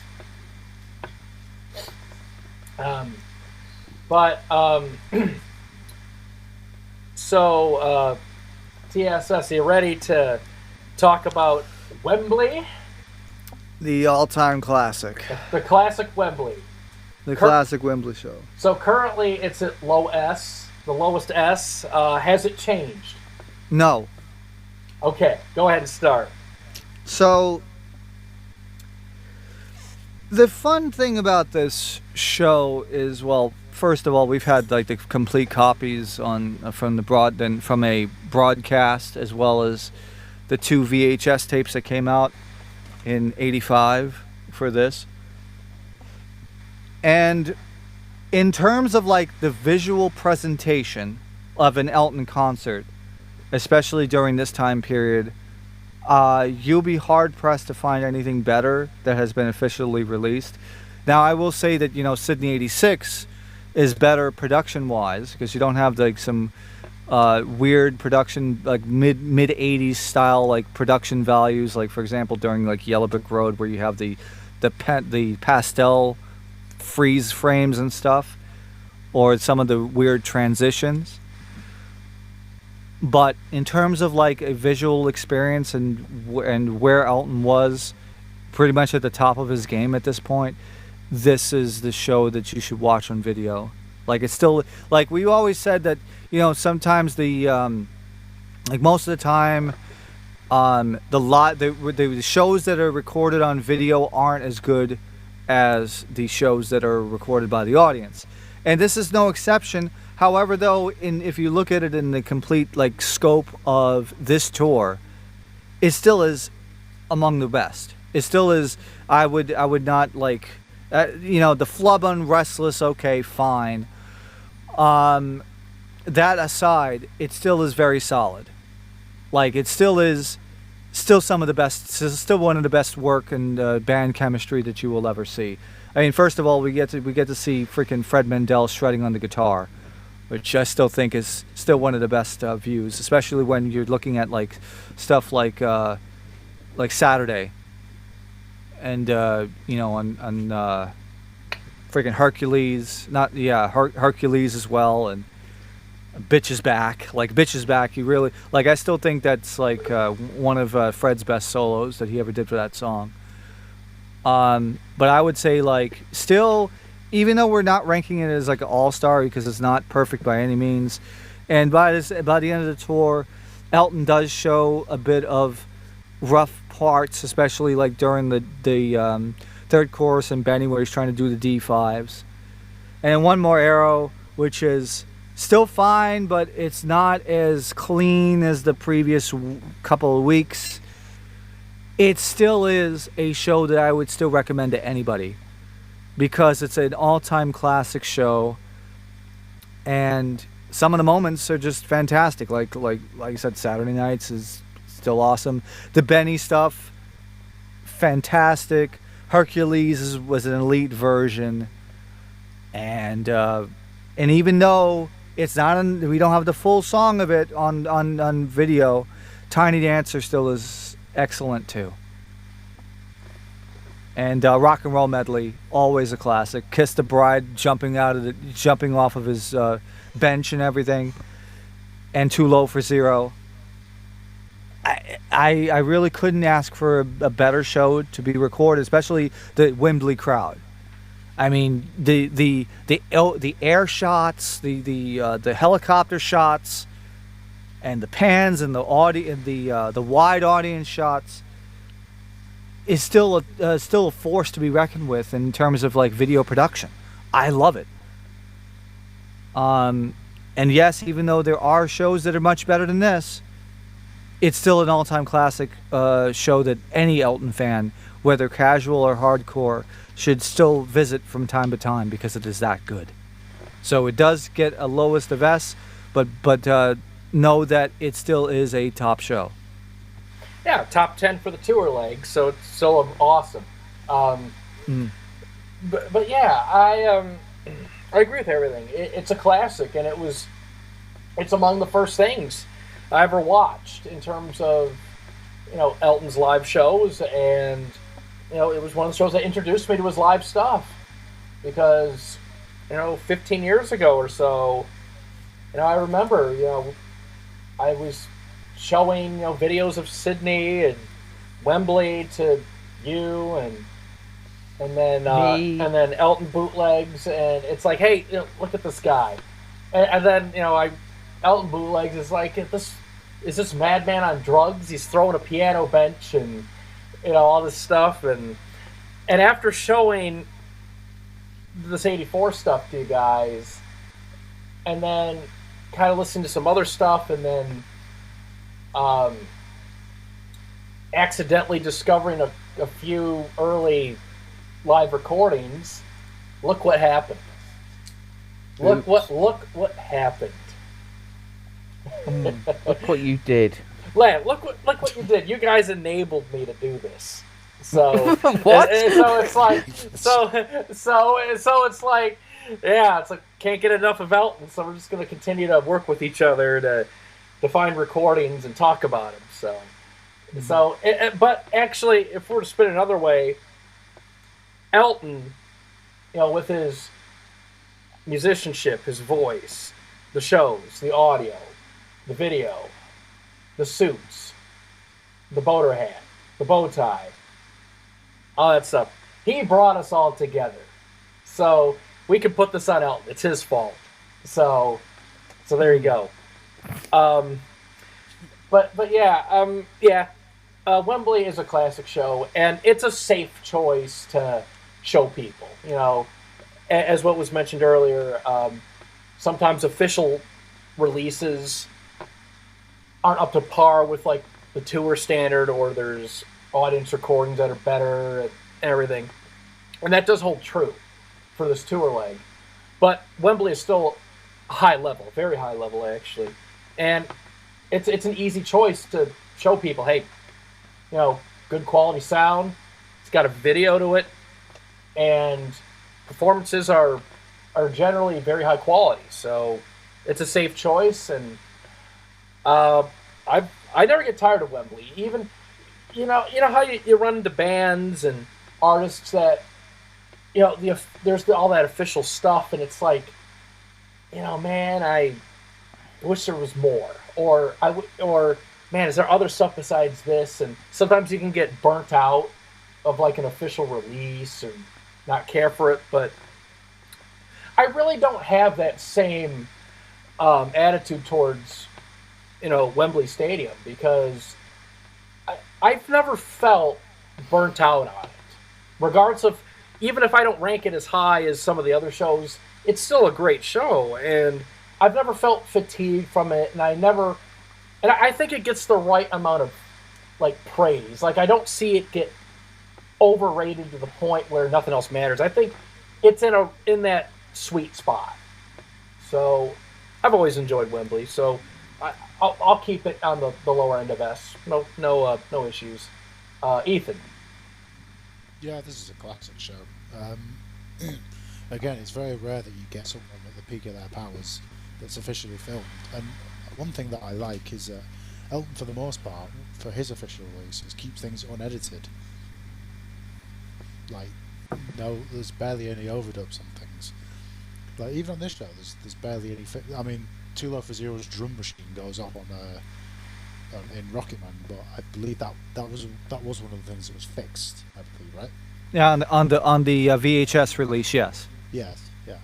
But for things like that, I can understand. But like just overdubbing for overdubbing's sake, he's pretty good. Even Sydney '86 doesn't have many.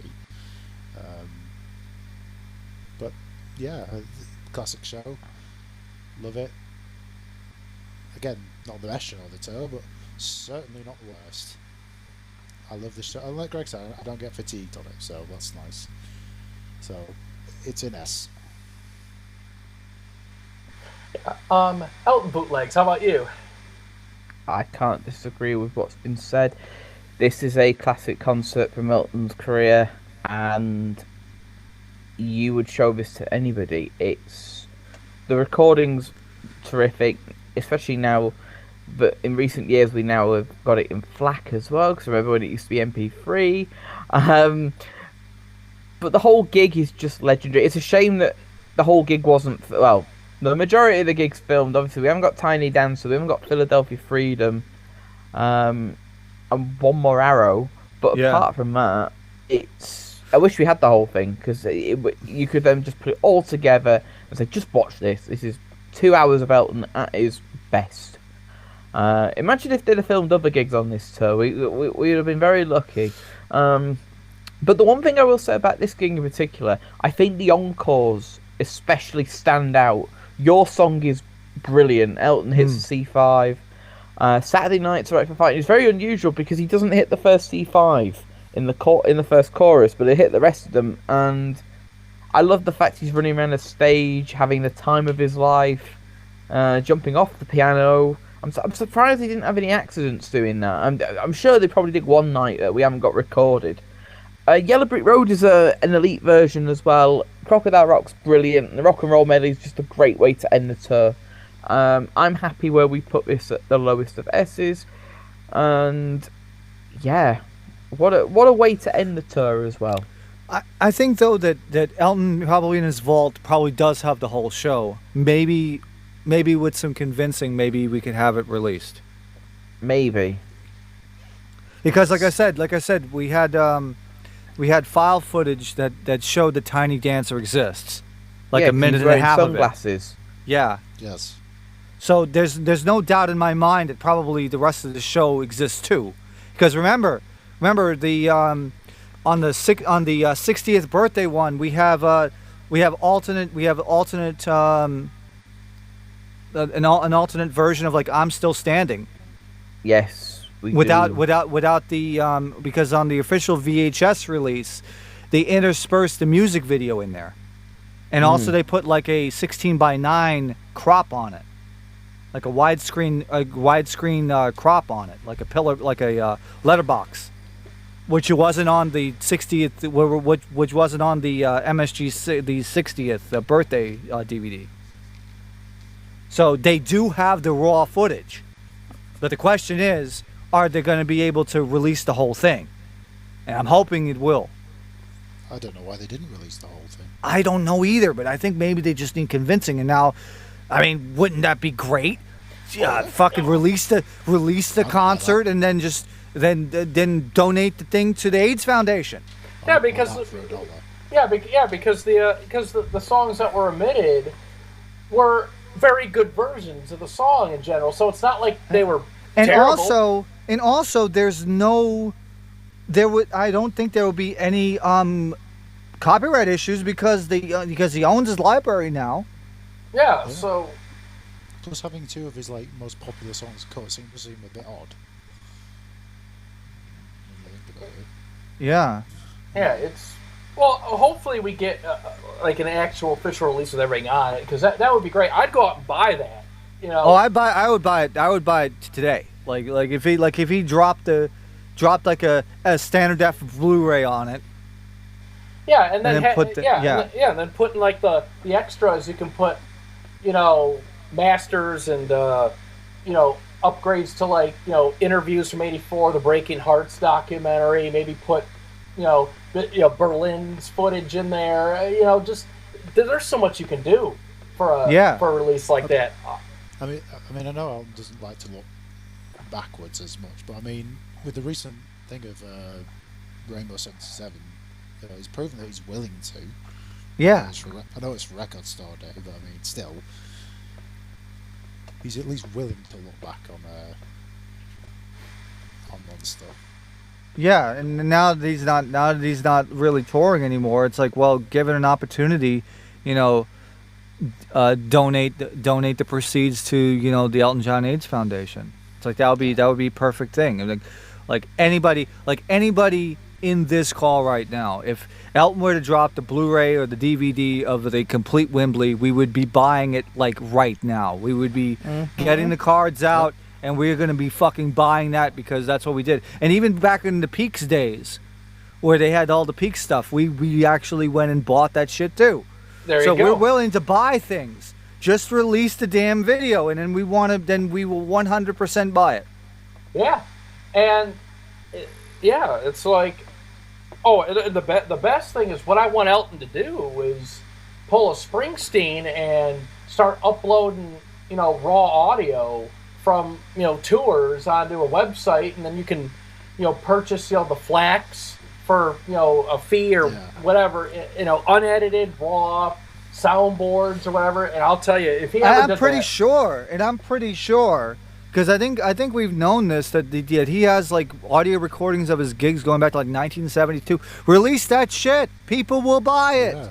I'd buy the 75 things immediately. Oh, brother, you fucking Cupid stuff. Fucking.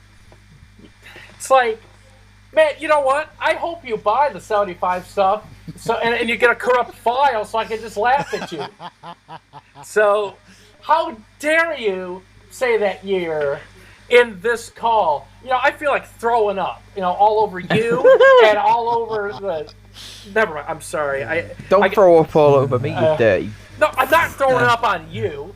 So. I mean, we're 5 years. We're 5 years too early for that tour.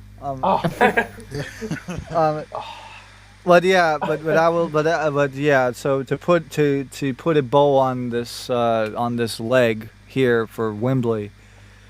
If you have not watched all of the available footage or all of the available audio, because it's all available, you should do that as well. Just put it on there, run the audio and stuff, and just have fun with it, because it's just a really fantastic show to listen to. It's from start to end. Absolutely. So that concludes the proper tour leg. Yeah. Now there's one more show to discuss, and it comes in the form of Monte Carlo, which took place August 10th of '84, a week before the U.S. tour began. And so we're including it here because it makes the most sense to discuss it here, like we did last time. So it's a special. It was a special benefit show, and we've got a few songs that Elton did on video and on audio, thankfully. And I believe it was a Red Cross gala type of a benefit. I believe that was what was going on. And when this dropped years ago, I was floored, because I'm like, hey, hang on, this is brand new. And I listened to it, I'm like, man, Elton's voice is like pristine here. It's like this is his natural voice. With not in an arena, no stadium, and it's just him and the piano. So there's no projection. He doesn't have to shout over the band. So he sings in his natural voice. And at this point, his natural voice still sounds a lot like it did in 1980. It sounds like he turned back the clock, a few years. He still has a young sound. And I'm like, wow. If you told me that was from early 80s, I would have believed you. But we know it's from '84.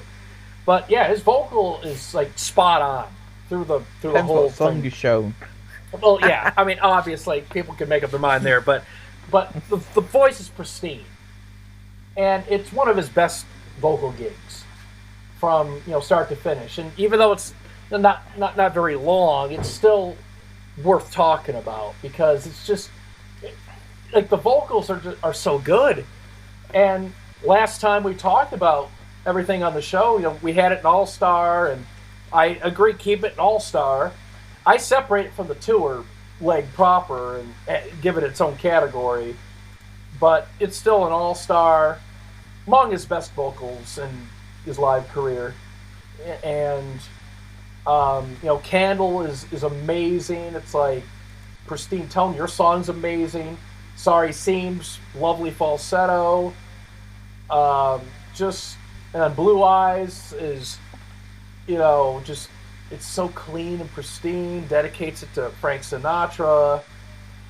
And then you have this medley of sad songs and Grapevine and I'm Still Standing, and I'll let the others kind of talk a bit more about the performances, but for vocals alone, it's incredible and highly recommended listening. So I'll keep it an all-star. TSS. I concur. I'm going to keep it an all-star because, like I said, the voice just sounds so pristine. One of the highlights, I think, realistically for me, I love that Sad Songs and Grapevine medley. I still think that it's still, even though it was most likely impromptu, and you didn't have best transitions. It still is great. It's also cool to hear Elton do Grapevine in his more mature voice. I still think it's pretty cool, and he was able to hit all the top notes like C5s just fine and stuff like that. I'm still standing as the very first solo version, and even though there's some lyrical flubs and failed attempts to get the audience into it. Yeah. Put a phone, come on. Yeah, it's like, it's like, that it still is a fantastic attempt at an arrangement, but it's just like it really shows like how clean his voice is. Like his voice sounds so pristine. It sounds like the record. Actually, sounds better than the record. That's how clean his voice is.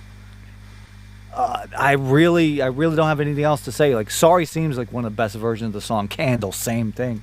Because just to not have the band, and to have his naturally sounding voice, and it's a natural, mature sounding voice, it's just an incredible listen to.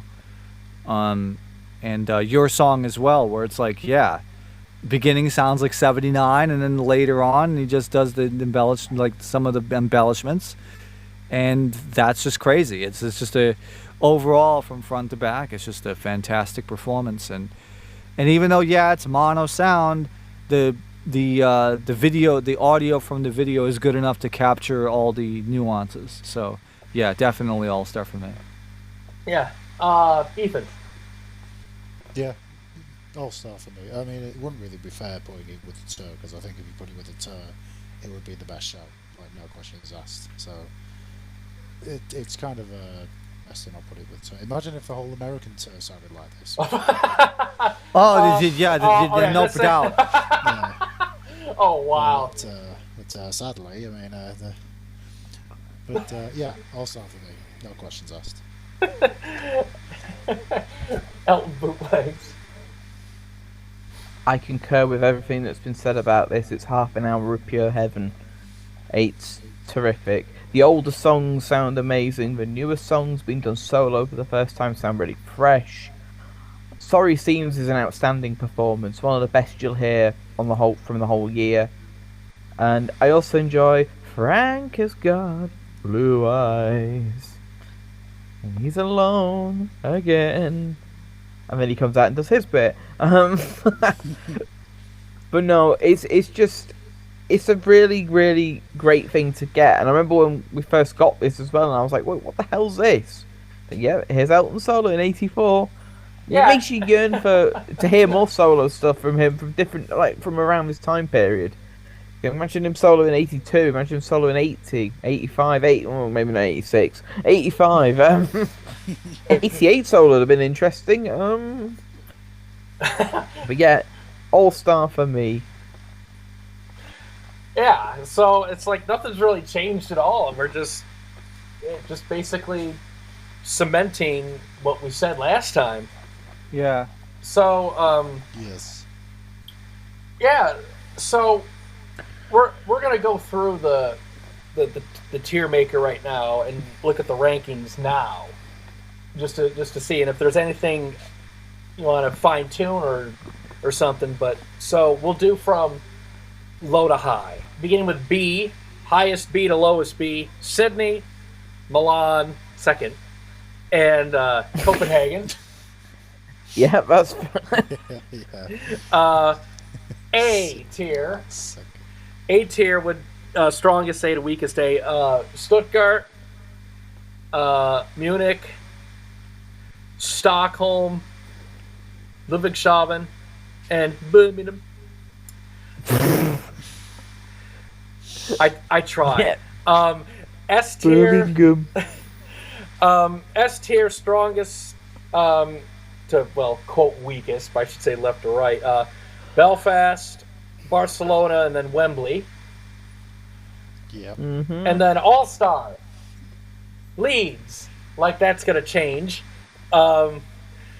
First Milan, Edinburgh, and the newest addition, Vienna.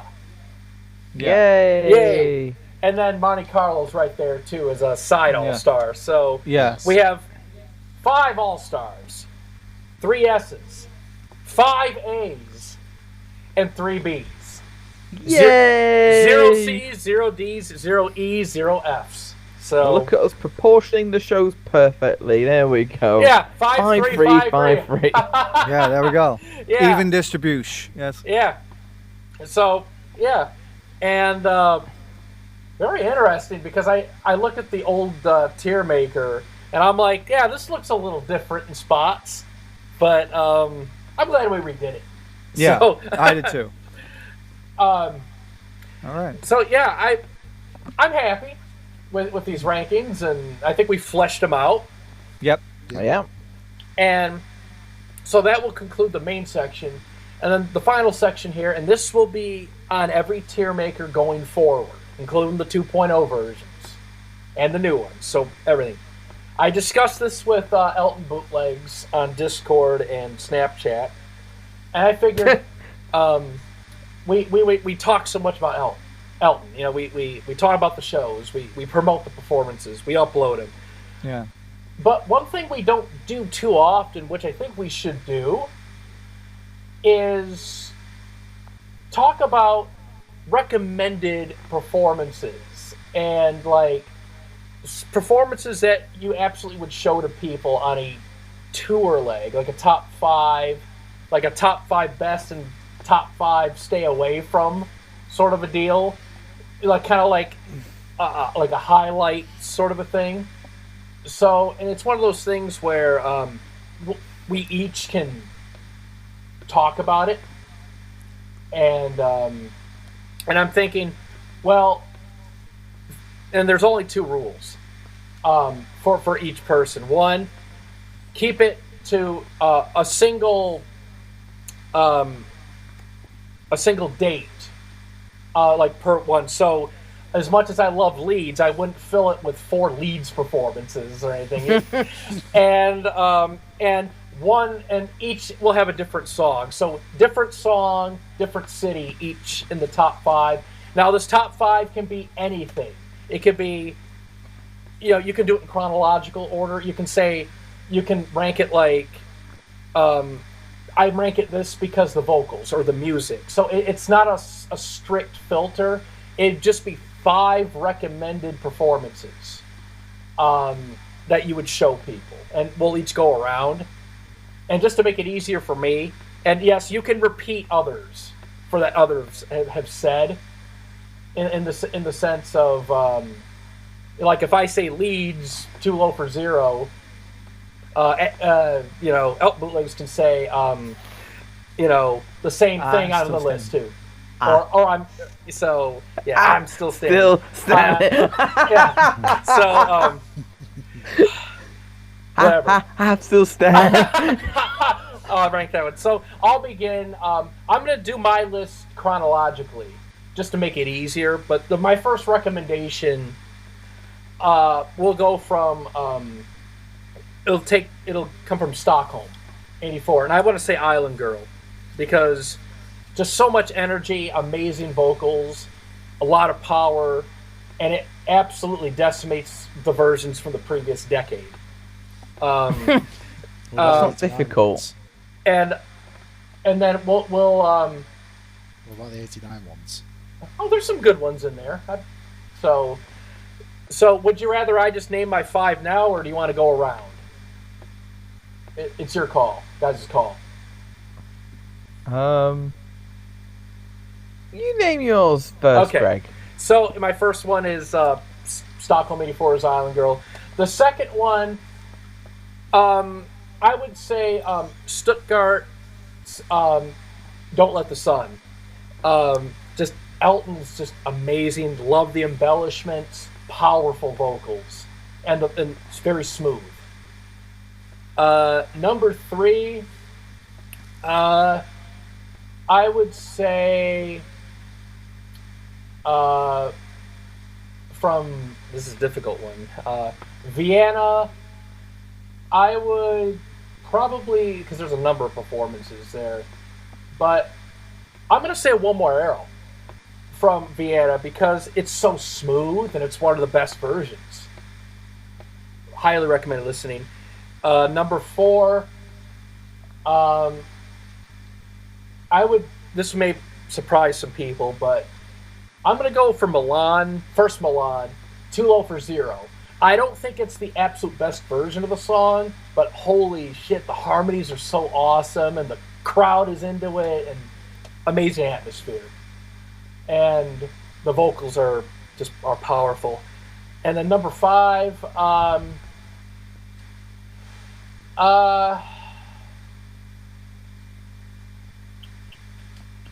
am gonna say, it's gonna be a tough one. I'm gonna go with "Restless" from Belfast because of the energy. Fred Mandel is going crazy on the synth, and Elton just owns that song, like full command. And that's my 5 picks. Who would like to go next? I'll go next. Go ahead. Okay. Pick number 1 will be Pinball Wizard from Stockholm. I still think I think that's probably like one of the best versions that he's ever done. The band has ever done. I love the musical chemistry. He hits all of the B4s in it, like 82, and it's just a fantastic version. Second one would be, you know what? I'm gonna hit a curveball here. I'm gonna say Benny from Stuttgart. I like the goofy kind of little, but actually I like the crowd more than anything in that one as well. It's one of the earlier versions that like we've mentioned before, where you start to see the band pick up its stride, and this is one of the first examples of it. Number 3 would go to,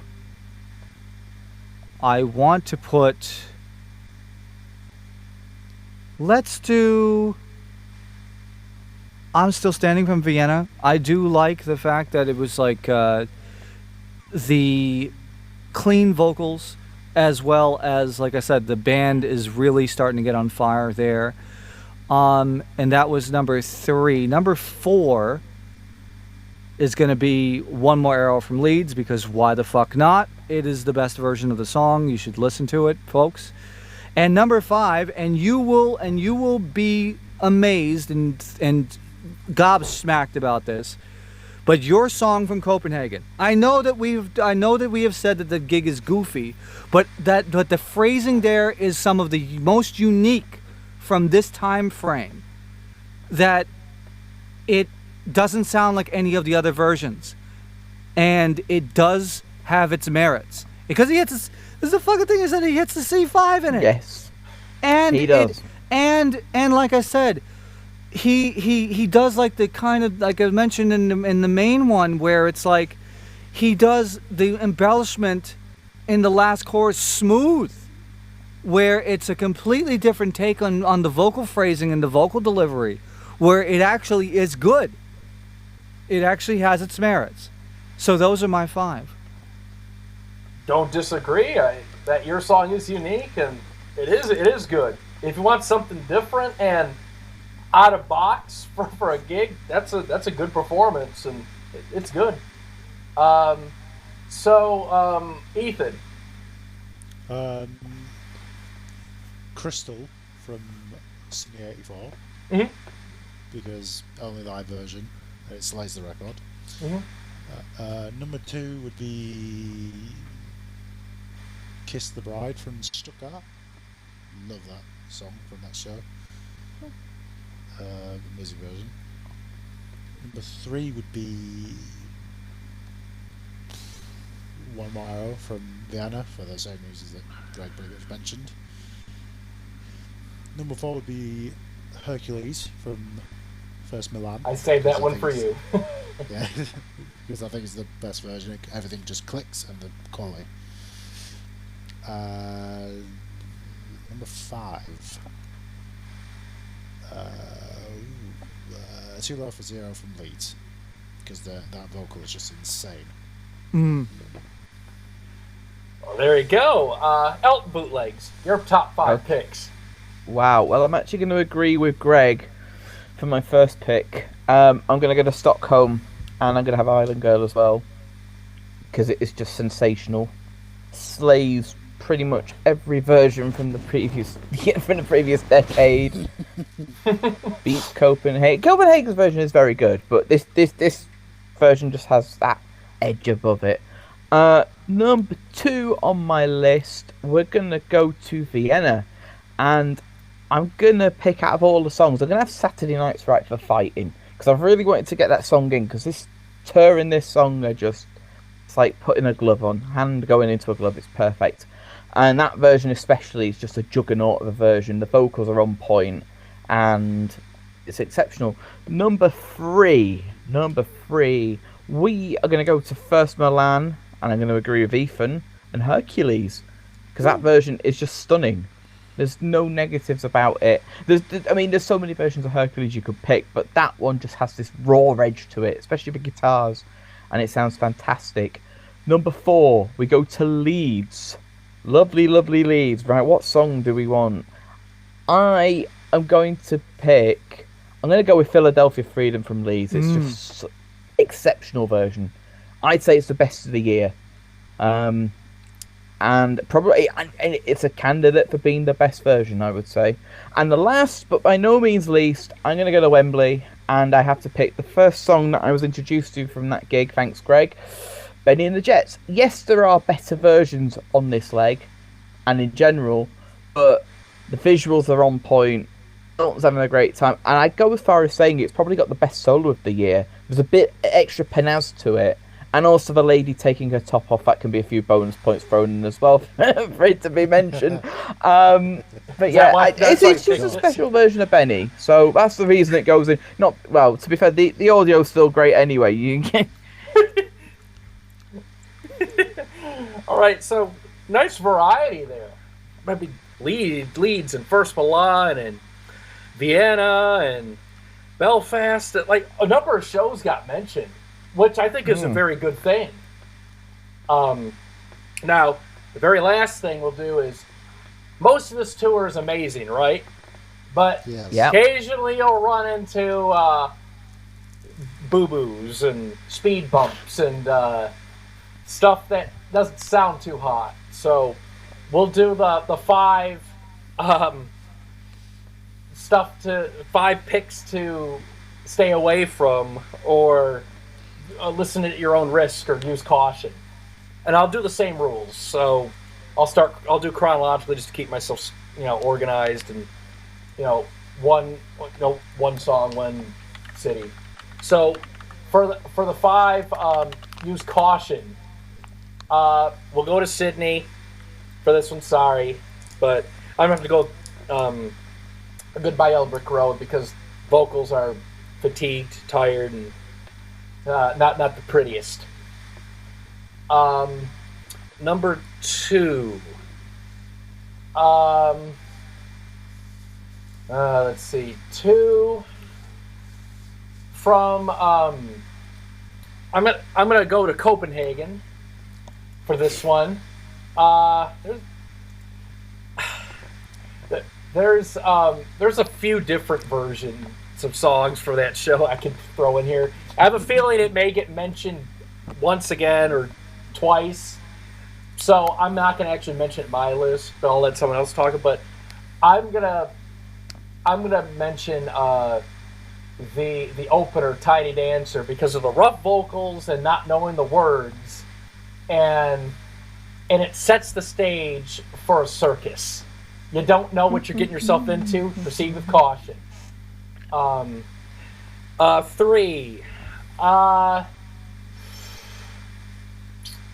So this one is going to be a bit controversial, and I want to stress that it's no means a bad version, because it's okay, but it's one of the weaker ones from the tour leg. I'm gonna go to Ludwig Shaman, and I hope Ethan doesn't tear me apart on this one, but I'm gonna have to go with the Hercules because of I can get that. and it's not bad, but it's just you got the issues with the guitar, and it actually reduces the guitar prowess. You don't get the slide. And Elton's vocals, they're not yet warmed up, so there's some misses on the vocal side of things. But it's not bad. But it wouldn't be my choice of Hercules to listen to. Number 4, let's go to Second Milan and Kiss the Bride with the not knowing the words and sloppy intonation. It's funny, don't get me wrong, but I'm like, the intonation sloppy, and the not knowing the words and the slurred phrasing doesn't do much for me. Because I know someone's going to mention the other song probably, or a few other candidates. And the last one,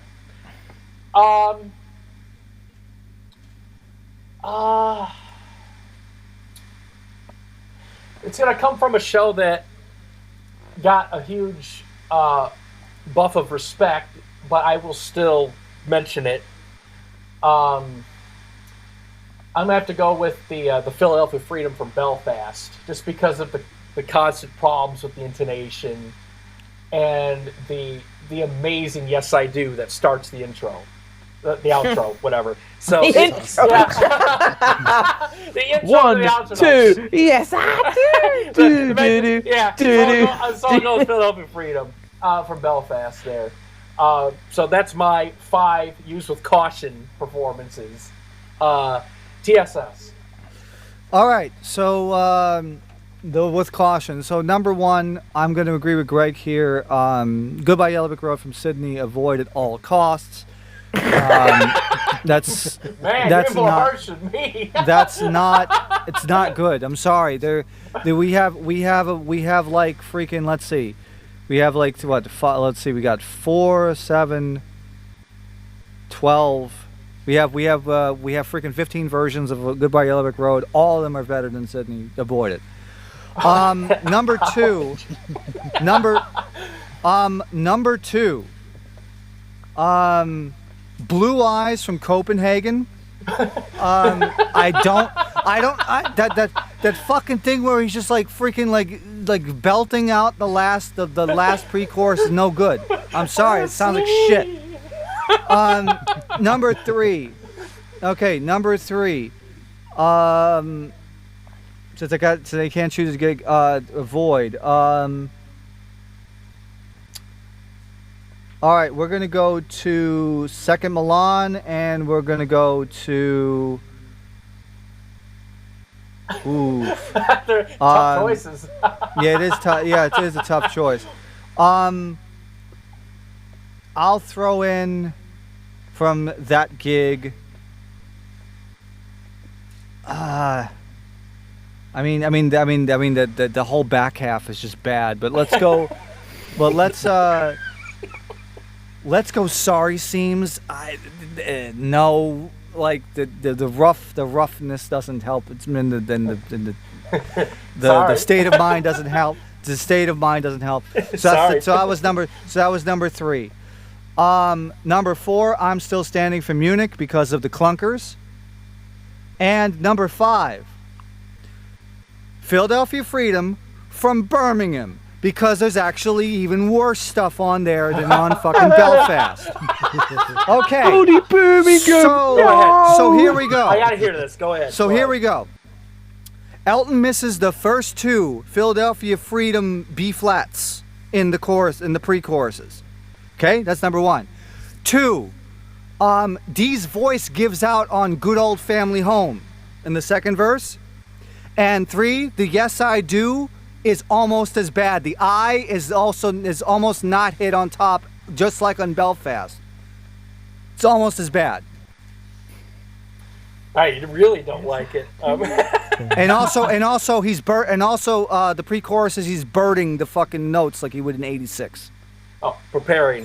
Hey, you really don't like Vocal that. damage. No. No. Yeah, it's rough all around. It's very bad. Well, okay. Ethan, how about your top? Well, your 5. Use with caution. Stay away from. Well, for the first one, I'm going to agree with both of you. From Sydney. Wow, fucking hell. So that intonation's not good, boys. Oh, it's not? No. Okay, go ahead. Blues from Copenhagen, that ending section's a bag of knobs. Oh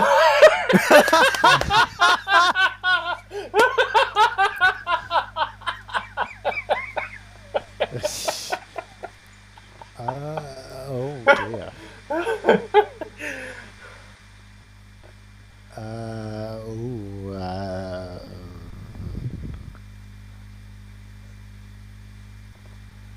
dear, this is difficult. Well, I mean, I'm probably going to go for an obvious choice here. Benny from Second Milan, just because no one's mentioned it. I was hoping someone would mention it, but you did, so. Because nobody mentioned it. What am I on? 4? No? Yeah. Does it have to be in chronological order? Sorry. No, No, it doesn't have to. I did it just to keep myself organized, but yeah, you can do it.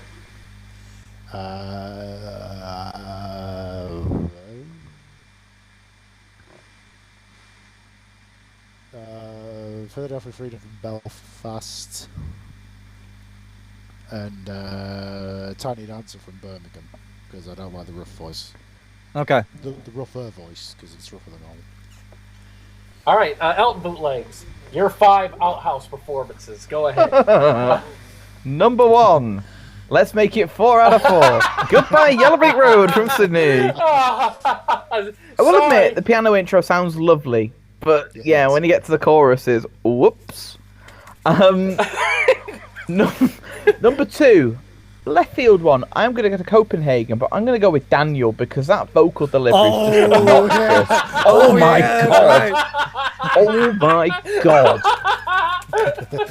That is, that's a version that you've got to tread carefully when you come to it because it is. I mean, it rivals performances on the next leg in brazenness and brashness, and not my cup of tea. We'll safely say that. Number three. We are going to go to Second Milan for number 3, and my choice of song from there is "Kiss the Bride." I agree with Greg because that is just completely and utterly random. Number 4. I'm gonna go with Philadelphia Freedom from Belfast because it's just revving up for failure, unfortunately. And number 5, we will go with. Number 5. I'm gonna side with. It's choice of there's about 2 or 3 that I've got at the top of my head. I'm gonna go with. This. It's not really a surprising section. I'm gonna go with One More Arrow from Wembley because it is just one of the weaker versions from the time period, and there are much better renditions of it. So okay, fair. Oh, I understand. It's less soft and more like belty, and I understand. I can see why spirits are high in more ways than one. Spirits are high. True. All right. I can't believe we've all agreed on one performance. Yeah, it's like I was not expecting. I mean, it sticks out like a sore thumb. To be fair. Yeah. I mean, it does. Yeah, but there's also a consistency too, because when we went through the top 5 recommendations, the 5 recommendations, gigs like Leeds and First Milan and Vienna and Stockholm and Stuttgart, there's like a consistency there with certain shows getting highlighted. And then you go to the stay away from caution performances. And, yeah, Sydney and Second Milan and Copenhagen all got mentioned. Belfast got a mention, and got mentions, and Birmingham got mentions. So it's like, well, there's consistency there. This little segment that we're doing. Yeah. Top 4 and top sides again. This is going to be interesting when we come to doing like Fred Strikes Back and things like that. No, well, I mean, but it's such a mixed bag. I think it's going to be great because I think it's good. I guarantee you, everyone's 5 recommendations and disrecommendations will be different. I reckon the same gigs will get. I reckon some of them will be same gigs being focused on. Yeah, of course. Imagine doing this for 75. What, trying to find 5 good performances? 5 good performances? Like what? I think we might have to change the rules with that one. No, it would be more like the 5 performances that you could tolerate the most. The thing is, though, you'd be like, okay, I could maybe tolerate a performance or 2 from San Diego, but then you'd be like, you've got to pick a performance from Second Seattle. I wouldn't be able to pick one. The band intro's even bad. Yeah, it's like the band intro. You're speaking off key. Oh, man, it's so dissonant. Well, there is the set 1 and set 2 introductions, so I mean those are always good to a point. but no, that would be really interesting. But but also it would be really hard when you get to the tour legs that have so much good on them, where even the lows in quotes are still very high, and it's like you don't want to put stuff like that in like stay away from. Like, could you imagine us trying to do this for Euro 79 when we did it? That would be difficult. Yeah, it would be like. I could probably see some of the early stuff, maybe, but. First 5. It's like, okay, I'm going to pick the first 5 songs from different gigs. Your song from this gig. 60 years on from this gig. It's like. Well, I'm talking about earlier in the tour, because that would have made sense. Yeah, so it would be like. It could be like, name the 5 performances you recommend and the 5 performances to use caution. Stay away from, use caution, or it could be 5 very strong, 5 we can word it, but it's just like I think doing a 5 like from everybody like that is it's good variety, and it also can help highlight. Hey, listen to this. Watch out for this. So listen to this gig. So it was just an idea I had, and I'm like, I think it was good. Yeah. So that about wraps up everything. Any final thoughts on the 84 Euro Express tour? Choo choo. Choo choo. Yeah. I think if you haven't listened to many of these gigs, now that there are upgrades, there's no excuse now. You should be listening to this stuff. And this is one of the reasons why it's one of our favorite legs, and one of our favorite legs of his entire career. Yes. Yeah, absolutely. Highly recommended listening, and great stuff all around. And I'm so glad we revisited this this tour leg. And and here's the thing: I'm glad, in some strange way, I'm glad that I was wrong on a few things. Mm-hmm. Okay. And opens my eyes up even more than they are right now. So, yes. Now I know, going forward, if I pour my heart and soul out and say I was wrong 5 years ago, it may not be the case. So, there's that. The next thing we'll do at a future date, we'll revisit the circus leg from '84, North America. I'm going to watch WrestleMania now because it's WrestleMania day today. Ooh. All right. So. Oh, I forgot. I gotta go to the Easter Vigil church rehearsal in 30 minutes with a blown out fucking voice. Congratulations. All right. There we go. Anyway, for the folks listening, thank you so much for listening, and we hope to see you again very soon on the next one. Absolutely. Bye-bye, everybody. Bye, Dr. Nick. Good night. Bye, Christopher Barnett. Doctor,